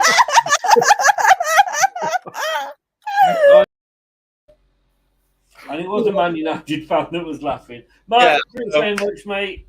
Good luck on your pod. I'll try and pop on if I can and watch it. If not, I'll watch it on catch up. Take care. Thanks for coming on and see you later. You're very welcome. Stay safe. Bye. Thank you. Bye-bye. Thanks to Mike for coming on. Be sure to get over there and follow him, Mike Green, on YouTube. I will add his link in below. Could you, if you get a slight little minute, please do what these guys are asking? Matt Elliott here. Hi, Alan Smith here. Hey guys, Ian Hume here. Hi everybody, Jerry Taggart here. Be sure to watch Chris and Leicester LTIDtv for all the latest Leicester City news and information. You can also subscribe on YouTube and various social media channels for the latest updates and news on Leicester City Football Club. Come on, you foxes! Please do subscribe if you haven't already, and if you have subscribed, please hit the like button It does help with the algorithmics on YouTube, and at my age, I need all the help I can get with them. Thanks to Mike, and thanks for Jack earlier as well. His link is below. Go and support his channel. It's a new channel he's set up, so let's give him some support and let's get him up and running, and give him show him the love as another Leicester channel. I am back tomorrow night at 7 o'clock with the weekly preview, show, and then at 9 o'clock after that with the prediction show. Stay tuned. Thank you very much, and stay safe. And remember what I always say: don't do anything I wouldn't enjoy. That leaves you plenty of options. Goodbye.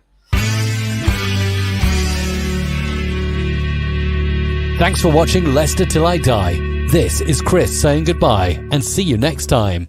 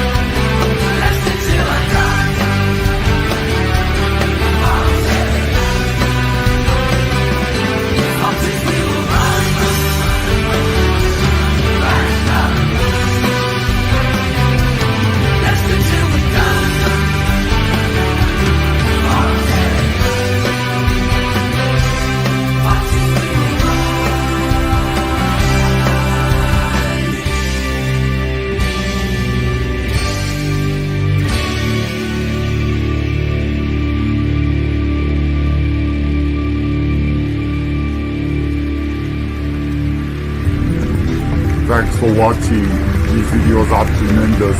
You better like them too, or I'll be back. Cool. I'm out of here. Ooh, that's a wrap.